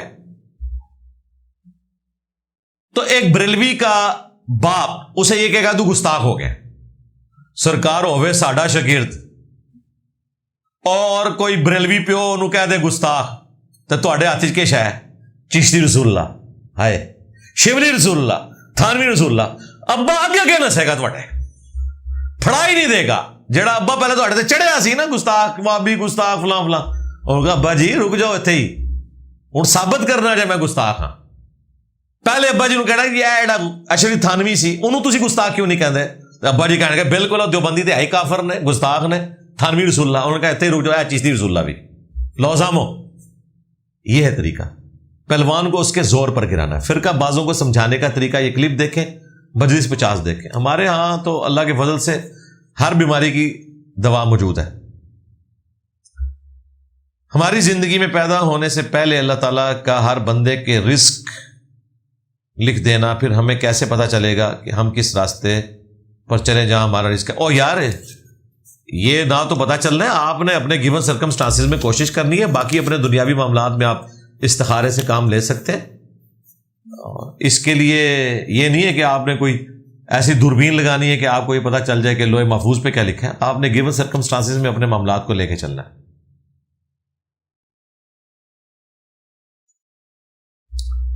گلی میں یا میدان میں بیٹھ جانے سے کیا کپڑے خراب یا ناپاک ہو جاتے ہیں؟ نہیں ہوتے جی, جب تک کہ وہاں پہ ناپاکی نہ ہو. مٹی تو پاک ہے, مٹی کا پاک ہونا اس کا یقین کرنا ضروری نہیں ہے, ناپاک ہونے کا یقین کرنا ضروری ہے. اور ناپاک ہونے کا یقین کرنے کے لیے آپ کو ثابت کرنا پڑے گا کہ یہاں پہ کوئی گندگی پڑی ہوئی ہے, کسی زمانے میں تھی, آپ کو نہیں پتا تھا, تو وہ پاک ہے آپ کے لیے, چاہے وہ تھی بھی پاک ہے. اور یہ ایگریڈ اپون مسئلہ ہے, اسی لیے شریعت نے اسے اوپن چھوڑا ہے. باقی یہ سڑکوں پہ چلتے ہوئے جو کیچڑ لگ جاتی ہے, جب تک آپ کو کنفرم نہ ہو کہ اس سڑک پہ یہ والی جو کیچڑ ہے یہ گٹر سے اگلی ہوئی ہے, ایگزیکٹلی آپ کو پتا ہو, اس وقت تک وہ کیچڑ بھی پاک ہے. ظاہر ہے پاک مٹی گیلی ہو کے آپ کے جسم کو لگ جائے تو پاک ہی رہے گی, بخاری مسلم میں نہیں آتا نبی علیہ السلام فجر کی نماز پڑھا کے فارغ ہوئے تو آپ کے ماتھے پر کیچڑ لگی ہوئی تھی، کیونکہ نبی علیہ السلام زمین پہ نماز پڑھتے تھے اور وہ مٹی کی، وہ پیوڈ کی ہوئی فرش ہوتی تھی مسجد نبوی کی، تو رات کو بارش کی وجہ سے وہ ٹپک پڑی اور وہ کیچڑ کا نشان لگا۔ مٹی کا گیلا ہونا ناپاک ہونے کی دلیل نہیں ہے جب تک کہ اس میں گندگی شامل نہ ہو، اور بارش کا جو پانی مسلسل سڑکوں پہ بہہ رہا ہوتا ہے وہ تو ویسے ہی بہتا ہوا پانی ہے۔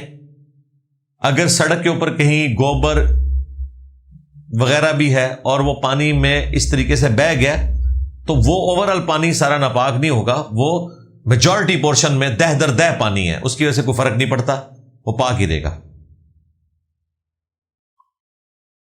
کاروبار میں اگر کوئی نامحرم آ جائے تو کیا حکم ہے؟ نظریں جھکا کر اپنا کاروبار کرے، حکم کیا ہے؟ آگے تو نہیں چلنا آپ نے، بس جو کاروبار ہے وہ کرے۔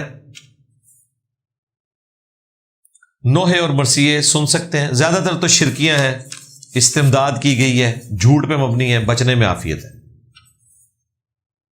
برے خیالات اور وسوسوں سے کیسے بچا جائے؟ اگر کام کرتے وقت نماز رہ جائے تو پھر کام کرتے وقت تو نماز نہیں رہنی چاہیے جی۔ اس طرح نماز رہ جائے کہ قضا ہو گئی ہے وہ تو پھر آپ گناہ گار ہوں گے۔ ہاں کبھی جماعت سے رہ گئے کبھی کبھار تو ٹھیک ہے، آپ پڑھ لیں، وقت کے اندر نماز تو پڑھنی ہے۔ برے خیالات سے بچنے کے لیے ضروری ہے کہ آپ نے برے خیال اپنے دماغ میں نہیں لانے، جو آ رہے ہیں ان کی طرف توجہ نہیں دینی، خود بخود کچھ عرصے بعد آنے بند ہو جائیں گے۔ جب آپ خیالات کی پیروی کرتے ہیں وہ پھر ایڈ ہوتے جاتے ہیں۔ باقی اعوذ باللہ من الشیطان الرجیم پڑھے، لا حول ولا قوت الا باللہ پڑھے۔ ہاتھوں پر اور پاؤں وغیرہ میں یا بازو پر تعویذ باندھنے کی کیا شرعی حیثیت ہے؟ کوئی نہیں جی، تعویذ آخری 3 صورتیں ہیں، وہ بھی پڑھ کے اپنے جسم کے اوپر دم کرنا ہے، صبح و شام 3 دفعہ، رات کو سونے سے پہلے 3 دفعہ۔ المعوذات 3 پناہ دینے والی صورتیں، اس پہ میرا کلپ بھی ہے، نبی علیہ السلام کے تعویذات۔ سر کے بال کس طرح کے کٹے ہوئے ہوں تو جائز ہے؟ ہر طرح کے بال جائز ہے، سوائے بخاری مسلم میں آیا نبی علیہ السلام نے قضا کرنے سے منع کیا ہے۔ قضا یہ ہے کہ سر کے بالوں میں سے کچھ بالکل شیو آف کروا دیے جائیں، جس طرح یہ کٹورا کٹ ہوتی ہے۔ ایک یہ کہ یہاں سے ہلکے رکھنا، اوپر سے زیادہ رکھنا، یہ جائز ہے۔ شیو آف کروا دینا یا اس طرح شیو کر کے بیچ میں لائنیں بنانا جس طرح فٹ بالرز نے بنائی ہوتی ہیں، اس کو کہا گیا قضا۔ قاف زا عین، یہ حرام ہے۔ بخاری مسلم دونوں میں یہ حدیث موجود ہے، نبی علیہ السلام نے قضا کرنے سے منع فرمایا۔ کھڑے ہو کر کھانا یا پینا کیسا ہے؟ کیا اس طرح کھانے اور پینے سے کوئی بیماری لگتی ہے؟ بالکل نہیں ہے، جھوٹ ہے، سنت ہے۔ عمومی سنت بیٹھ کر کھانا پینا ہے، کبھی کبھار کھڑے ہو کر کھانا اور پینا یہ سنت ہے۔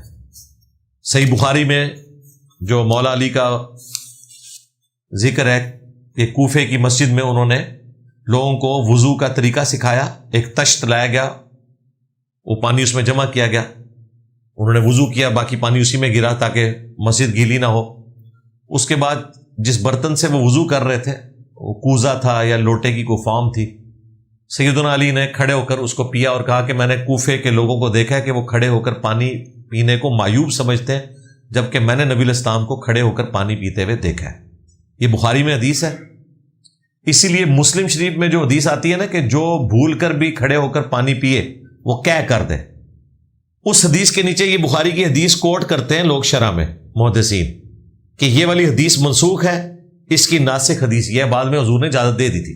جامعہ ترمذی میں تو عبداللہ ابن عمر اور حضرت ابو ہریرہ کے بارے میں آتا ہے کہ وہ کہتے ہیں کہ ہم نبی علیہ السلام کے زمانے میں کھڑے ہو کر کھا بھی لیا کرتے تھے اور پی بھی لیا کرتے تھے، اور نبی علیہ السلام نے ہمیں کبھی منع نہیں کیا۔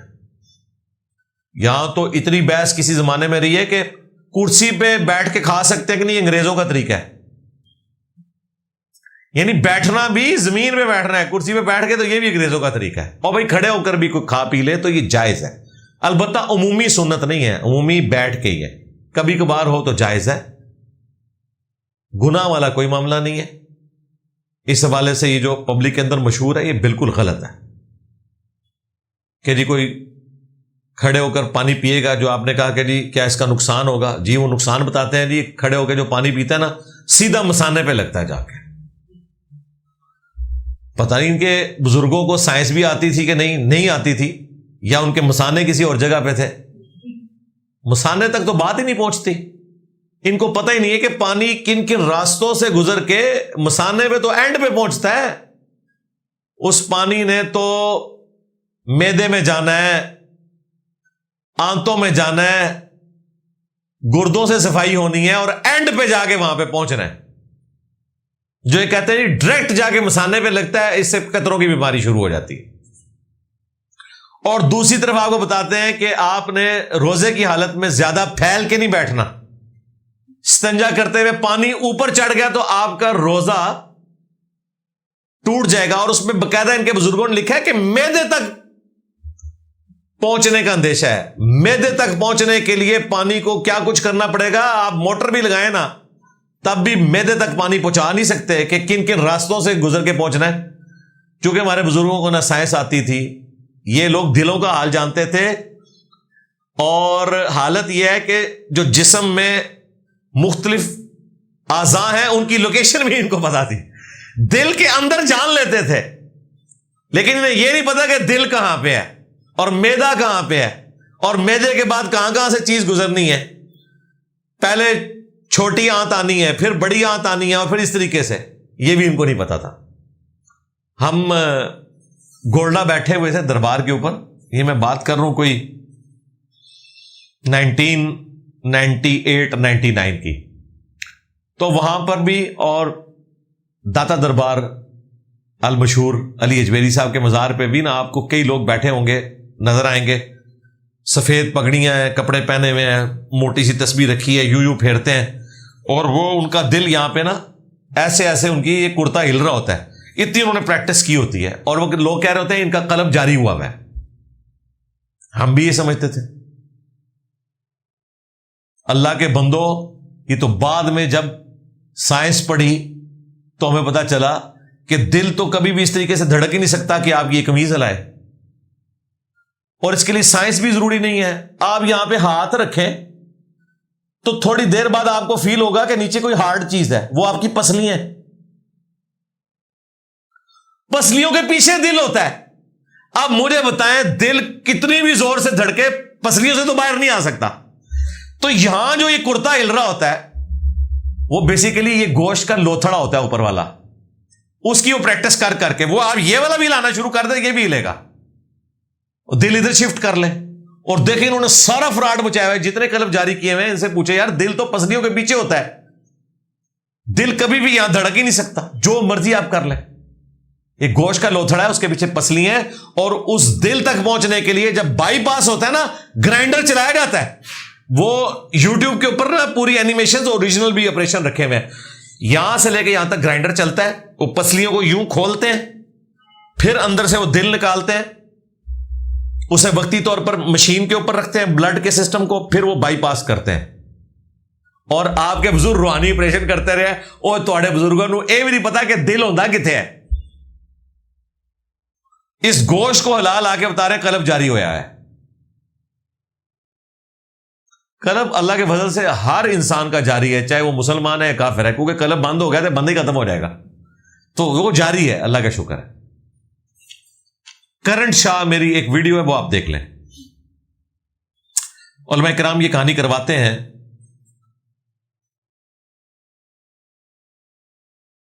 کہ بابے تے شاہی کوئی نہیں. یہ تو میں کہتا ہوں بھائی, کہانی نہیں, اوریجنل بات ہے.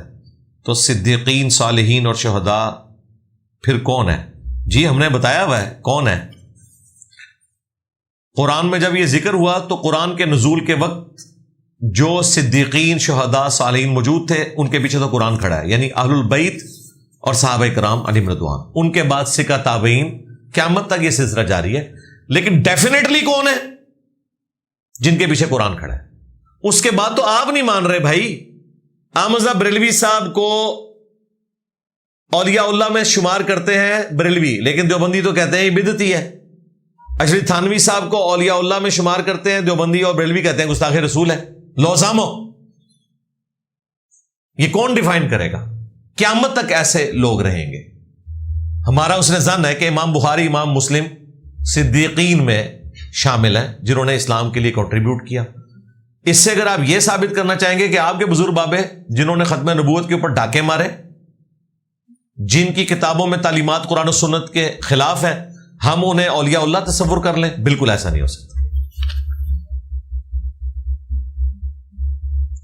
بیوی سے ناراضگی کتنی دیر رکھنی چاہیے؟ اگر ناراضگی کے باوجود گھر کا سارا خرچ اٹھا رہے ہیں تو کیا نہ بولنا بیوی سے گناہ تو نہیں؟ بالکل گناہ ہے. عام مسلمان کے بارے میں بخاری میں ہے 3 دن سے زیادہ آپ ناراض نہیں رہ سکتے. بیوی سے تو زیادہ سے زیادہ ناراضگی اتنی دیر ہونی چاہیے جتنی دیر وہ معاملہ ہوا ہے، اس کے بعد آپ گھر سے باہر نکل جائیں اور واپسی پہ آپ راضی راضی گھر آ جائیں، بس. اس سے زیادہ کوئی ناراضگی نہیں. میاں بیوی کا تو رشتہ ہے، اس کے بغیر چل نہیں سکتا. بخاری مسلم میں حدیث ہے، سیدہ فاطمہ اور سیدنا علی کا جھگڑا ہوا تو حضرت علی گھر سے باہر نکل گئے. کسی بھی شریف آدمی کو یہی کرنا چاہیے کہ بیوی سے جھگڑا ہو تو بیوی کو باہر نہیں نکالنا، آپ خود نکل جائیں. بیوی کو تو باہر نکالنے کا مطلب یہ ہے کہ آپ اسے آن ہی نہیں کر رہے. خود باہر نکلنے کا مطلب یہ ہے کہ آپ اسے آن کر رہے ہیں کہ یہ وقتی اختلاف ہے.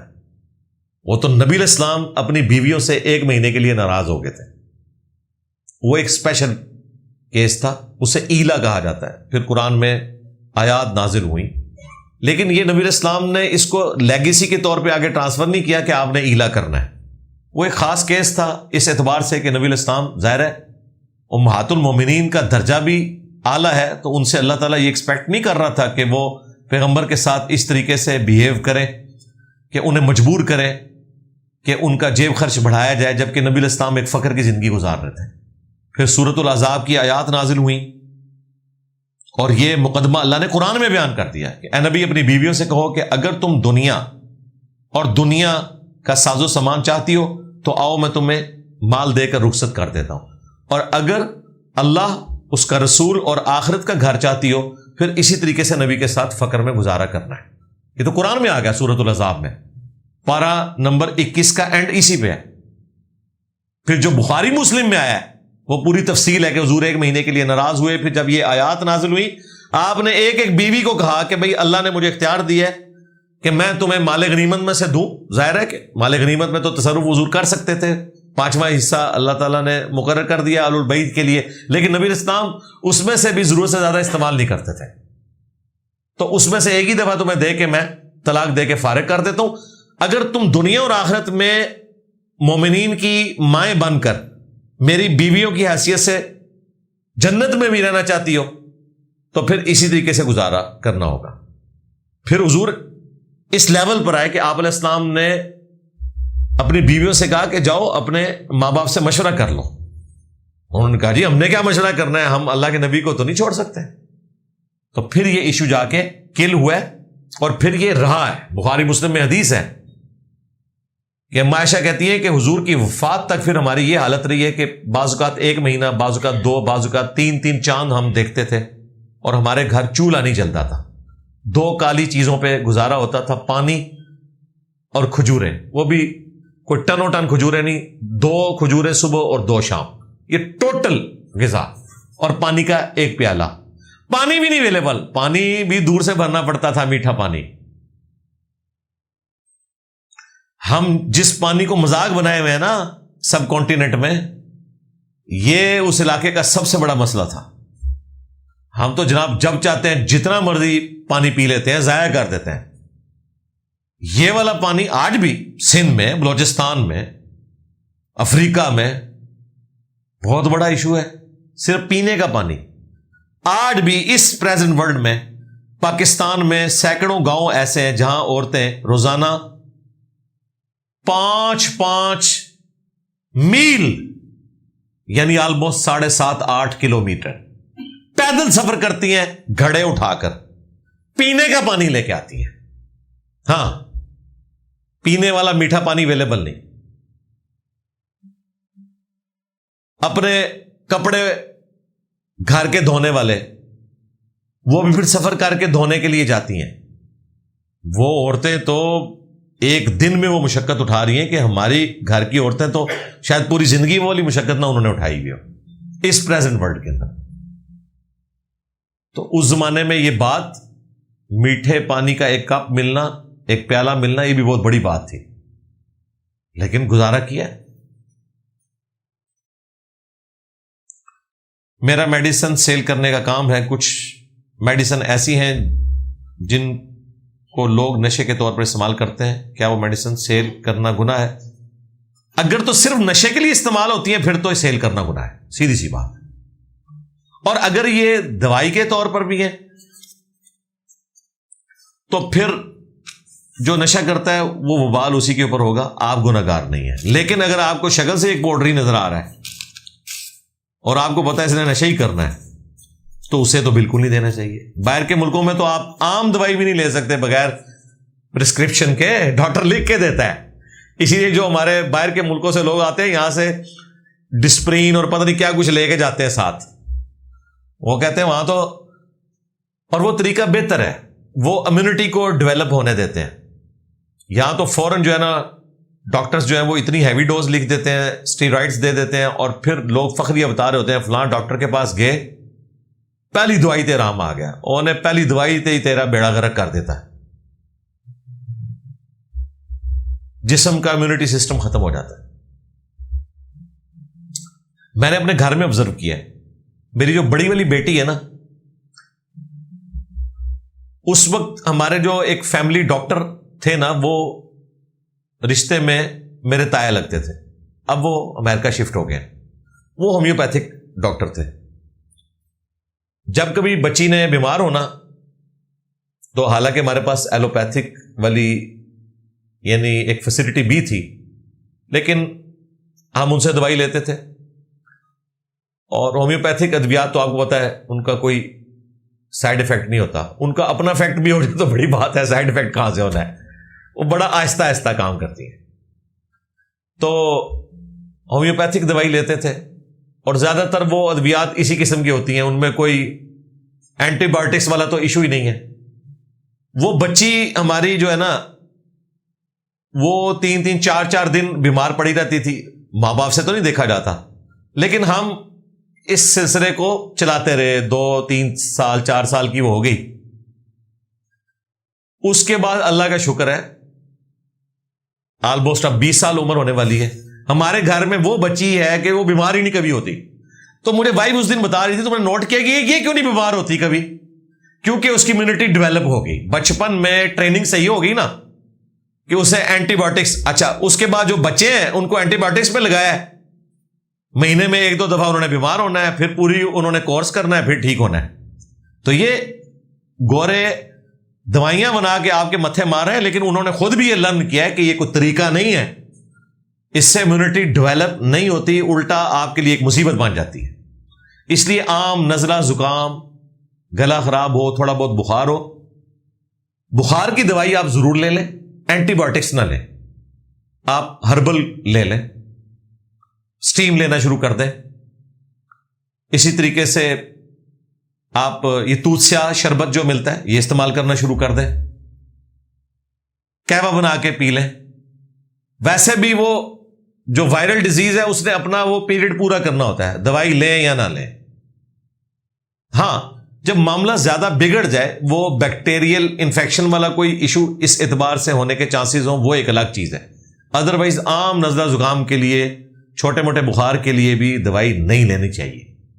ہاں بخار کو ٹھنڈا کرنے کے لیے آپ وہ گولی استعمال کر سکتے ہیں، وہ ایک الگ چیز ہے، ادروائز یہ اینٹی بایوٹکس لینا یہ ظلم ہے۔ محرم، عید، میلاد النبی، محفل میلاد پر جو لوگ کھانا وغیرہ تقسیم کرتے ہیں کیا وہ جائز ہے؟ جو لے کے آئے نا اسے پوچھے کس کے نام کا ہے، اگر وہ کہے کہ یہ اللہ کے نام کا ہے تو کھا لیں، اور اگر وہ کسی بزرگ کی طرف منسوب کرے کہ کہے کہ ان کے نام کا ہے، پھر بھائی آپ نے نہیں کھانا۔ ہاں اصالِ ثواب والا معاملہ ہو اللہ کے نام کا، پھر کوئی حرج نہیں۔ البتہ ہم ان ایکٹیویٹیز کو، جس طرح آپ کو 11ویں کا ختم دلوا کے نیاز تقسیم کرتا ہے اور وہ کہتا ہے عبد القادر جیلانی کی روح کے اصالِ ثواب کے لیے اللہ کے نام کی، تو ہم اس کھانے کو تو حرام نہیں کہتے، یہ ایکٹیویٹی ضرور بدعت ہے، لیکن اس کھانے کے اوپر شریع فتویٰ نہیں لگے گا، وہ آپ کھا سکتے ہیں۔ میرے ابو کے اپنے خاندان کے ساتھ زمینی تنازعات چلتے رہتے ہیں، جن میں ہم حق پر ہیں، جس کی وجہ سے میرے چچا اور تایا میرے والد صاحب کے ساتھ لڑتے جھگڑتے رہتے ہیں، قرآن و سنت کی رہنمائی فرمائے کہ میں اپنے ان رشتہ داروں کے ساتھ کس حد تک تعلق توڑ سکتا ہوں، اور یار جان چھڑا لو، دے دلا کے جان چھڑاؤ۔ ہمارے بھی اپنے اسی قسم کے معاملات چل رہے تھے، تو اللہ کا شکر ہے والد صاحب کو قائل کیا، 6-7 مرلے زمین خود سے دے دی، ایک کمرشل جگہ کے اوپر تھی، روڈ کے اوپر۔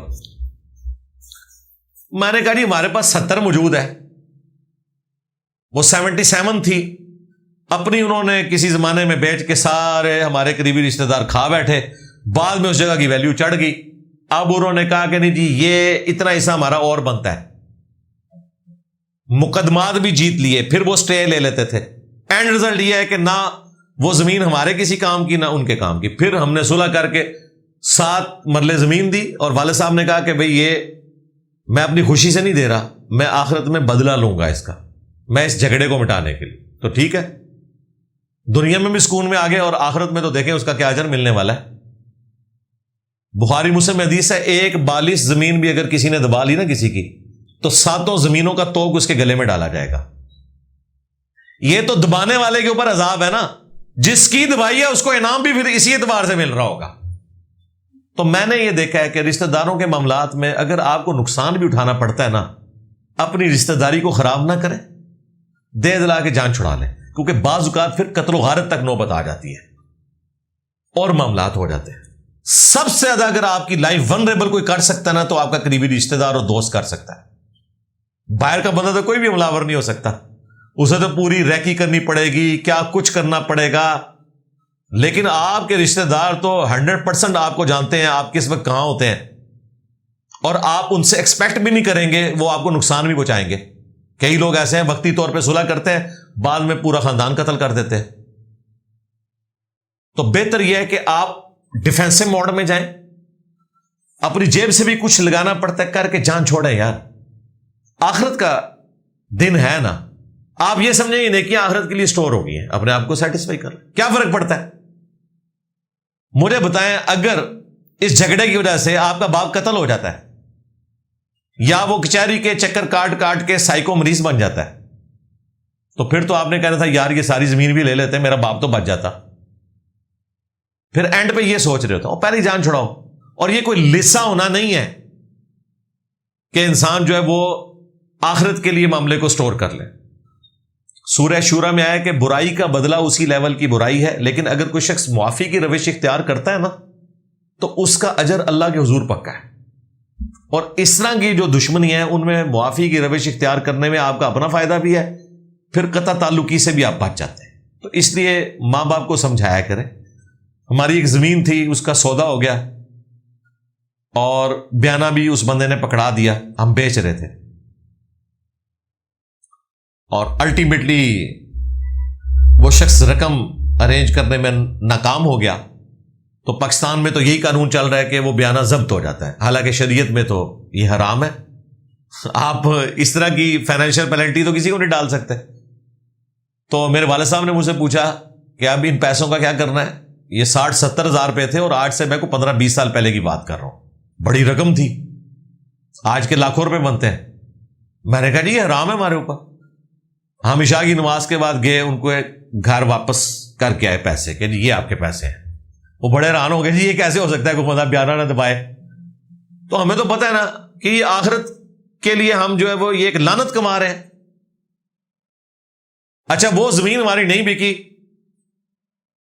اس زمانے میں وہ زمین بک رہی تھی 70-80 ہزار روپیہ مرلہ، آج اس کی قیمت جو ہے نا 7-8 لاکھ روپے مرلہ ہے۔ ابھی تک نہیں، وہ بیچی ہی نہیں، ضرورت بھی نہیں تھی، وہ بس ہم اس وقت ایک تازہ جھگڑے سے فارغ ہوئے تھے، تو ہم نے کہا چلیں اب بیچ دیتے ہیں، جان چھوڑ دے، بعد میں کوئی مسئلہ نہ کھڑا ہو جائے۔ مسئلہ تو کھڑا ہی نہیں ہونا تھا، ظاہر ہے ہم نے 7 مرلے ان کو بھی دی ہوئی تھی، وہ پڑی ہوئی ہے اب۔ تو اس طریقے سے ڈیفینسو موڈ میں جانے میں دنیا میں بھی فائدہ ہوتا ہے اور آخرت کے پوائنٹ آف ویو سے بھی۔ اگر کوئی خود کو سید کہتا ہے تو کیسے معلوم ہوگا کہ وہ سید ہے؟ ہاں جی شاہ جی، بٹ صاحب کو کیسے پتا چلے گا کہ آپ سید ہیں؟ بھئی ڈی این اے ٹیسٹ کروائیں. اس وقت تو یہی ہو سکتا ہے, لاکھوں روپیہ لگتا ہے, اور اس ڈی این اے ٹیسٹ نے تو بڑی بڑی ہستیوں کو مشکوک کر دیا ہے. ہاں, پہلے تو سنی سنائی بات تھی. ہمارے جو پنڈی والے بھائی ہیں نا, علی اللہ حسن نقوی صاحب, انہوں نے مجھے یہ بات کی تھی کہ عبد القادر جیلانی کا ڈی این اے حضرت علی سے یا امام حسن حسین سے نہیں مل رہا, ان کا سید ہونا کوئی ثابت نہیں ہو رہا. یہ یعنی گوروں نے جو ڈی این اے کی کیلکولیشن کی ہے. تو میں نے ان کی بات کہیں سٹور کی ہوئی تھی. ابھی اگلے دنوں کو 3-4 ہفتے پہلے نا ہمارے لائیو سیشن میں ایک بندہ جرمنی سے آیا, اور وہ بندہ بہت ماشاءاللہ پڑھا لکھا بندہ, مختلف انٹرنیشنل کانفرنسز میں شریک بھی ہوتا ہے, اس کا اپنا شغف بھی ہے. یہ بین المذاہب جو کانفرنسز ہوتی ہیں یہودیوں کی, کرسچنس کی, ان میں بھی جاتا ہے. وہاں کے کافی سارے اعتراضات جو اسلام پہ وہ لے کے آتا ہے, پھر لائیو سیشن میں سوال کرتا ہے, پھر میں جواب دے دیتا ہوں. تو اس نے اب آگے پتا کیا سوال کیا, اس نے کہا جی کہ یہاں تو جو سید کہلاتے ہیں سب کانٹیننٹ میں, اور آپ لوگوں نے عبد القادر جیلانی کے بارے میں کلیم کیا ہے, تو اس نے کہا جی ہمیں تو ایک شیعہ عالم نے کہا ہے کہ یہ عبد القادر جیلانی کو آپ نے جان بوجھ کے سید ڈکلیئر کیا ہے, کیونکہ اس وقت تک سنیوں پہ یہ تان کیا جاتا تھا کہ کوئی سید بزرگ نہیں ہے آپ کے اندر. اچھا, یہ بات کسی حد تک درست ہے. یہ جتنے صوفی ہیں نا, کوئی بھی ان میں سید نہیں ہے. ایک آپ کو یہ علی اجویری صاحب ملیں گے یا عبد القادر جیلانی. عبد القادر جیلانی کے جو اپنے پیر ہیں, ان کے اپنے پیر پھر اس طریقے سے عبد الواحد, پھر اس کے پیچھے جنید بغدادی, ابو بکر شبلی, معروف کرخی, داؤد تائی, حبیب الاجمی, یہ سب غیر سید ہیں. وہ کہتے ہیں جی یہ ایک ٹوٹل پورا کیا گیا کہ بھئی چلو, لوگ تانا دیتے تھے شیعہ کہ جی کوئی سید تمہارے اندر نہیں ہے, آل رسول کوئی نہیں ہے. تو انہوں نے کہا ٹھیک ہے جی عبد القادر, یہ ان کا کہنا. اچھا, پھر انہوں نے کہا جی کہ یہ ڈی این اے والا بھی ایشو وہ کہہ رہے ہیں کوئی نہیں مل رہا. اچھا, اب آپ سوچ رہے ہوں گے ڈی این اے انہوں نے کہاں سے نکالا ہے سیدوں کا؟ جو نسل در نسل سید چل رہے ہیں نا یمن کے, جو آج بھی اسی طریقے سے رہتے ہیں. بخاری مسلم میں اہل یمن کے لیے حضور کی دعائیں ہیں, جہاں سے وہ ویسے کرنی ہے. وہ قبائل آج بھی زیدی ہیں, جو یہ حوثی قبائل جن کو آپ کہتے ہیں نا, جن کا کنفلکٹ چل رہا ہے سعودی عرب کے ساتھ, جس کو آپ سنی شیعہ کنفلکٹ کہتے ہیں, وہ سنی شیعہ کنفلکٹ نہیں ہے. زیدی وہ گروہ ہے جن کو سنی کہتے ہیں یہ شیعہ, اور شیعہ کہتے ہیں وہ سنی ہے, اس لیے کہ وہ حضرت ابو بکر عمر کی خلافت کو بھی برحق مانتے ہیں, حضرت علی کو وہ افضل سمجھتے ہیں, لیکن تینوں خلفاء کا وہ احترام کرتے ہیں, پہلے 3 کا. اور وہ وضو میں پاؤں دھوتے ہیں سنیوں کی طرح. ٹھیک ہے, ان کی کافی ساری چیزیں اہل سنت سے میچ کرتی ہیں. عقائد میں تو آلموسٹ وہی والا معاملہ ہے, توحید میں بھی پکے ہیں, مزارات کے وہ مخالف ہیں, اور انہوں نے کبھی اپنا علاقہ نہیں بدلا, وہ ہجرت کر کے کبھی کہیں نہیں گئے. اسی خاندان سے امام حسین علیہ السلام کی بھی ایک شادی تھی, جو وہ کلیم کرتے ہیں کہ یہ امام حسین جو راستہ بدل رہے تھے تو وہ پہلے یمن آنا چاہ رہے تھے, جو ناسبی کہتے ہیں وہ دمشق جا رہے تھے, اور ہمارے نزدیک وہ کوفہ ہی جا رہے تھے راستہ بدل کے, تاکہ راستے میں کوفی انہیں روک نہ لے. وہ کوفی جو شامیوں کے انڈر تھے, یعنی عبید اللہ ابن زیاد. تو وہ جو یمنی ہیں وہ نسل در نسل سید ہیں, ان کے پاس پورے پورے شجرے ہیں, اور ان شجروں میں کوئی بندہ مسنگ بھی نہیں بٹ صاحب, 100%. اور وہ ان کے پاس, اور ان کا باقاعدہ ایک امیر ہوتا ہے آج بھی, ایک امیر ہے, اس کے بعد وہ مرنے سے پہلے اگلا امیر بنتا ہے. ان کا پورا سلسلہ جس طرح ان کا پیری مریدی کا چلتا ہے نا, ان کا پورا نسب چلتا ہے. ادھر سے انہوں نے ڈی این اے اٹھایا. یہ اردن کا شاہ حسین جو بڑا مشہور تھا, وہ بھی سید ہیں, ان کے ڈی این اے اٹھائے ہیں. اس طرح انہوں نے پوری ایک ٹری ڈرا کی ہے, اور اس کے بعد وہ الٹیمیٹلی پہنچے ہیں کہ یہ جو چین ملتی ہے, یہاں پہ مولا علی کا ڈی این اے آتا ہے, یہاں پہ امام حسین کا آتا ہے, یہاں پہ نبی الاسلام کا ڈی این اے آتا ہے. جب وہ سارے خاندان ایک جگہ جمع ہو جاتے ہیں, حضرت ابراہیم علیہ السلام کا ڈی این اے کون سا بنتا ہے, وہ سارے خاندانوں سے اوپر کرتے کرتے جب انہوں نے وہ ساری چینز جمع کی ہیں نا, ان میں جو عبد القادر جیلانی کی اولاد ہونے کے لوگ دعوے دار ہیں, یا جس خاندان کا وہ ذکر کرتے ہیں وہاں بعد ہوا ہے, وہ تو کہتے ہیں اس طرح کا کوئی خاندان کبھی بھی ہجرت کر کے اس علاقے میں گئے ہی نہیں تھا. ٹھیک ہے, وہاں جن علاقوں کا وہ ذکر کرتے ہیں, وہاں کے لوگوں کا, ان کی اولاد کا کوئی ڈی این اے میچ ہی نہیں کرتا ان سیدوں کے ساتھ, جن کے ڈیفینیٹلی نسل در نسل پورا اہتمام کے ساتھ معاملہ چل رہا ہے.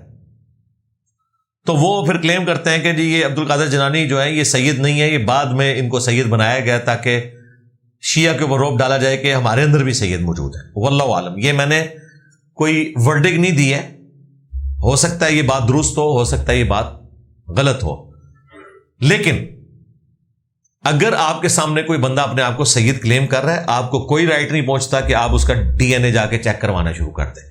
ظاہر ہے یہ ایک کوشش ہے، ابھی ایوالو ہوگی، ویسے آپ کروا بھی نہیں سکتے، لاکھوں روپیہ لگتا ہے۔ ہاں، یہ ہزاروں کی بھی گیم نہیں، ملینز کی گیم ہے، کیونکہ وہ ٹیکنالوجی بڑے کم لوگوں کے پاس ہے تو وہ اپنا رقم لیتے ہیں۔ یہ تو بہت جو ارب پتی لوگ ہیں نا، وہ چسکے کے لیے اپنا ڈی این اے چیک کرواتے ہیں، کئی لوگوں کے صحیح نہیں نکلے ہیں تو اس کے بعد ان کے لیے مسئلے بھی کھڑے ہو گئے ہیں، کئی لوگوں کے صحیح آئے ہیں تو وہ اب ناچتے پھر رہے ہیں کہ جی ہم تو ٹرو ابراہیمی ہیں، ہمارا ڈی این اے تو رسول اللہ کے ساتھ مل گیا، ہمارا ڈی این اے تو امام حسین کے ساتھ مل گیا۔ اس لیے یہ معاملہ جو ہے نا اس اعتبار سے ابھی مزید ایوالو ہو رہا ہے۔ آپ کے سامنے کوئی کلیم کرے کہ میں سید ہوں، اس سے شجرہ مانگنے کی کوئی ضرورت نہیں ہے۔ شجرے یار ہمارے پاس بھی سارے موجود نہیں ہیں، میرے پاس تو خیر یعنی 8-10 نسلوں تک ہوگا، اس کے پیچھے کا شجرہ نہیں ہوگا۔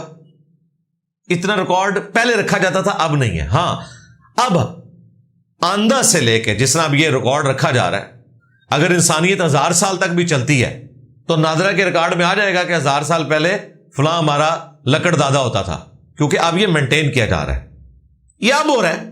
آپ کے جو بزرگ بابے ہیں ذرا ان کو پوچھیں نا، 80+ جو لوگ ہیں ان کو اپنا سن پیدائش بھی نہیں پتا ہوگا، اندازے سے شناختی کارڈ بنے ہوئے ہیں، تاریخیں تو چھوڑ دیں، سن بھی نہیں پتا۔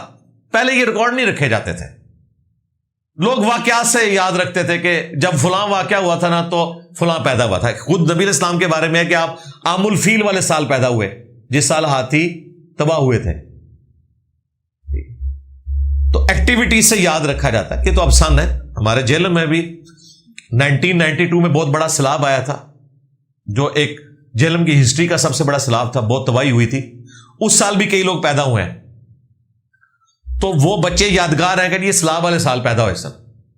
وہ 1992 تو ہم نے یاد رکھا ہوا ہے نا، تو جو سیلاب والے سال پیدا ہوئے ہیں نا، ان کی ماں نے اس کو سیلاب والے سال سے بھی یاد رکھا ہوا ہے۔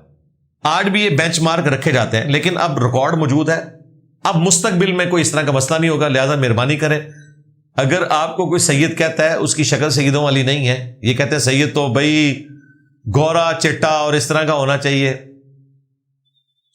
جس طرح کا آپ گورا چٹا ڈیمانڈ کر رہے ہیں نا، اس طرح کے اوریجنل سید بھی گورے چٹے نہیں تھے۔ عرب کے لوگوں کے رنگ اتنے سفید نہیں تھے جس طرح گوروں کے ہوتے ہیں، جس طرح ہم سب کانٹیننٹ کے لوگوں کے کلرز ہیں، اسی قسم کے کلر تھے۔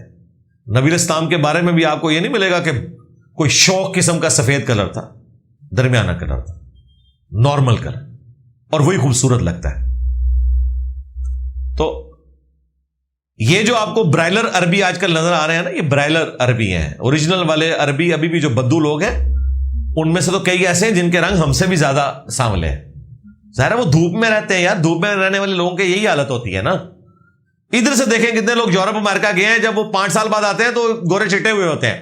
بندہ کہتے ہیں یار اس نے دہی چمڑی لگوا لی ہے، کوئی دوائی استعمال کی ہے، نہیں، ماحول کا اثر ہوتا ہے۔ ادھر رکھیں، اسی میں نے کہا تھا ان پیروں کو جو یہ ایسیوں میں پلے بڑے ہیں، ان سے آپ کچھ عرصہ مزدوری کرائیں۔ مزدوری نہیں، آپ ان کو صرف جون جولائی میں روڈ کے کنارے صوفے میں رکھ دیں کہ یہاں بیٹھ کے یہ تسبیح پھیرتے رہیں، تو ساری ان کی روحانیت، ساری ان کی نورانیت فارغ ہو جائے گی جو انہوں نے فراڈ مچایا ہوا ہے۔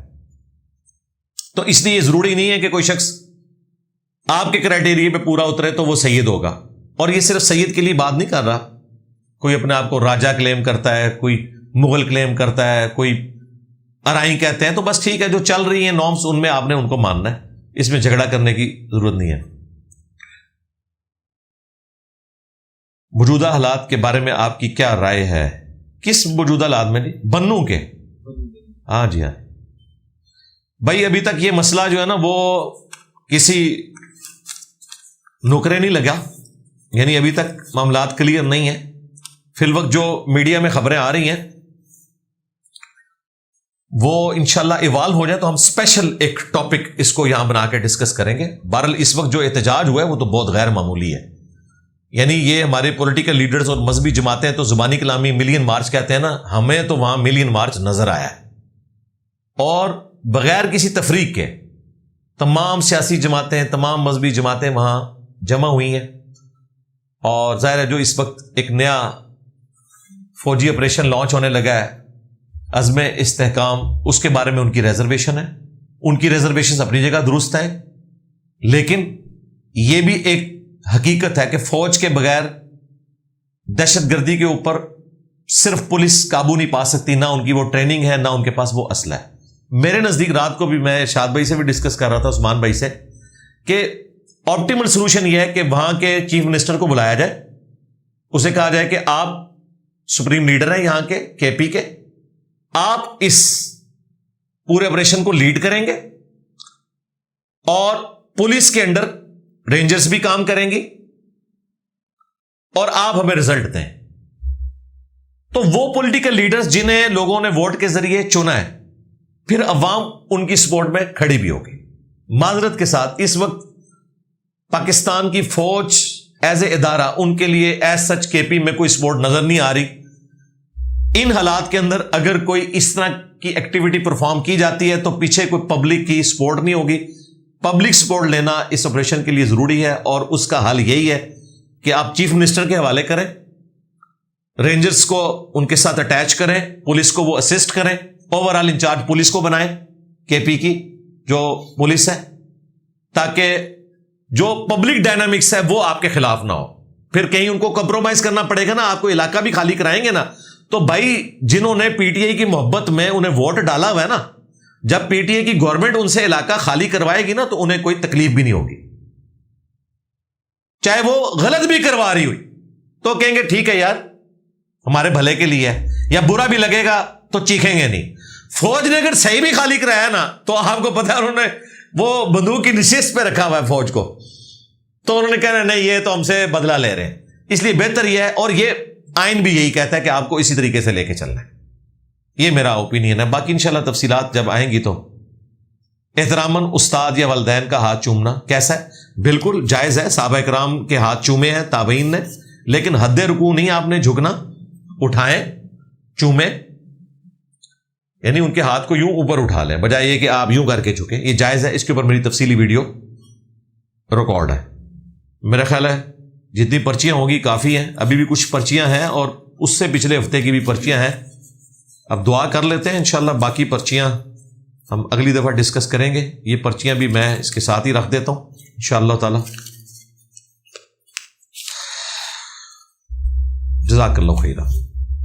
اللہم انی اسألک بأنک انت اللہ لا الہ الا انت الاحد الصمد الذي لم يلد ولم يولد ولم يكن له كفوا احد وإلهكم إله واحد لا إله إلا هو الرحمن الرحيم الف لام میم الله لا إله إلا هو الحي القيوم اللهم صل على محمد وعلى آل محمد اللهم ربنا آتنا في الدنيا حسنة وفي الآخرة حسنة وقنا عذاب النار لا إله إلا أنت سبحانك إني كنت من الظالمين ربنا آتنا من لدنك رحمة وهيئ لنا من أمرنا رشدا.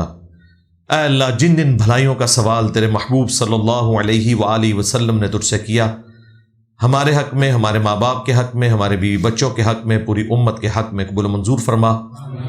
جن جن چیزوں کے شر سے تیرے محبوب صلی اللہ علیہ وآلہ وسلم نے تیری پناہ طلب کی، تمام مسلمانوں کو ان چیزوں کے شر سے اپنی پناہ عطا فرما.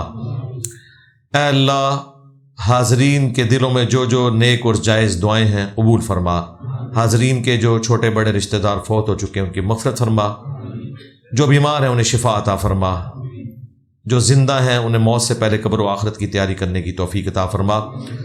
اے اللہ ہمارے ملک پاکستان کی خیر فرما، پورے عالم اسلام کی خیر فرما. اے اللہ خصوص بالخصوص فلسطین میں، انڈیا میں، کشمیر میں، چائنا میں، اردن میں، اے اللہ افغانستان کے اندر، یمن میں، جہاں کئی مسلمان تکلیف میں ہیں، اے اللہ غیب سے ان کی عزت آبرو جان و مال کی حفاظت فرما.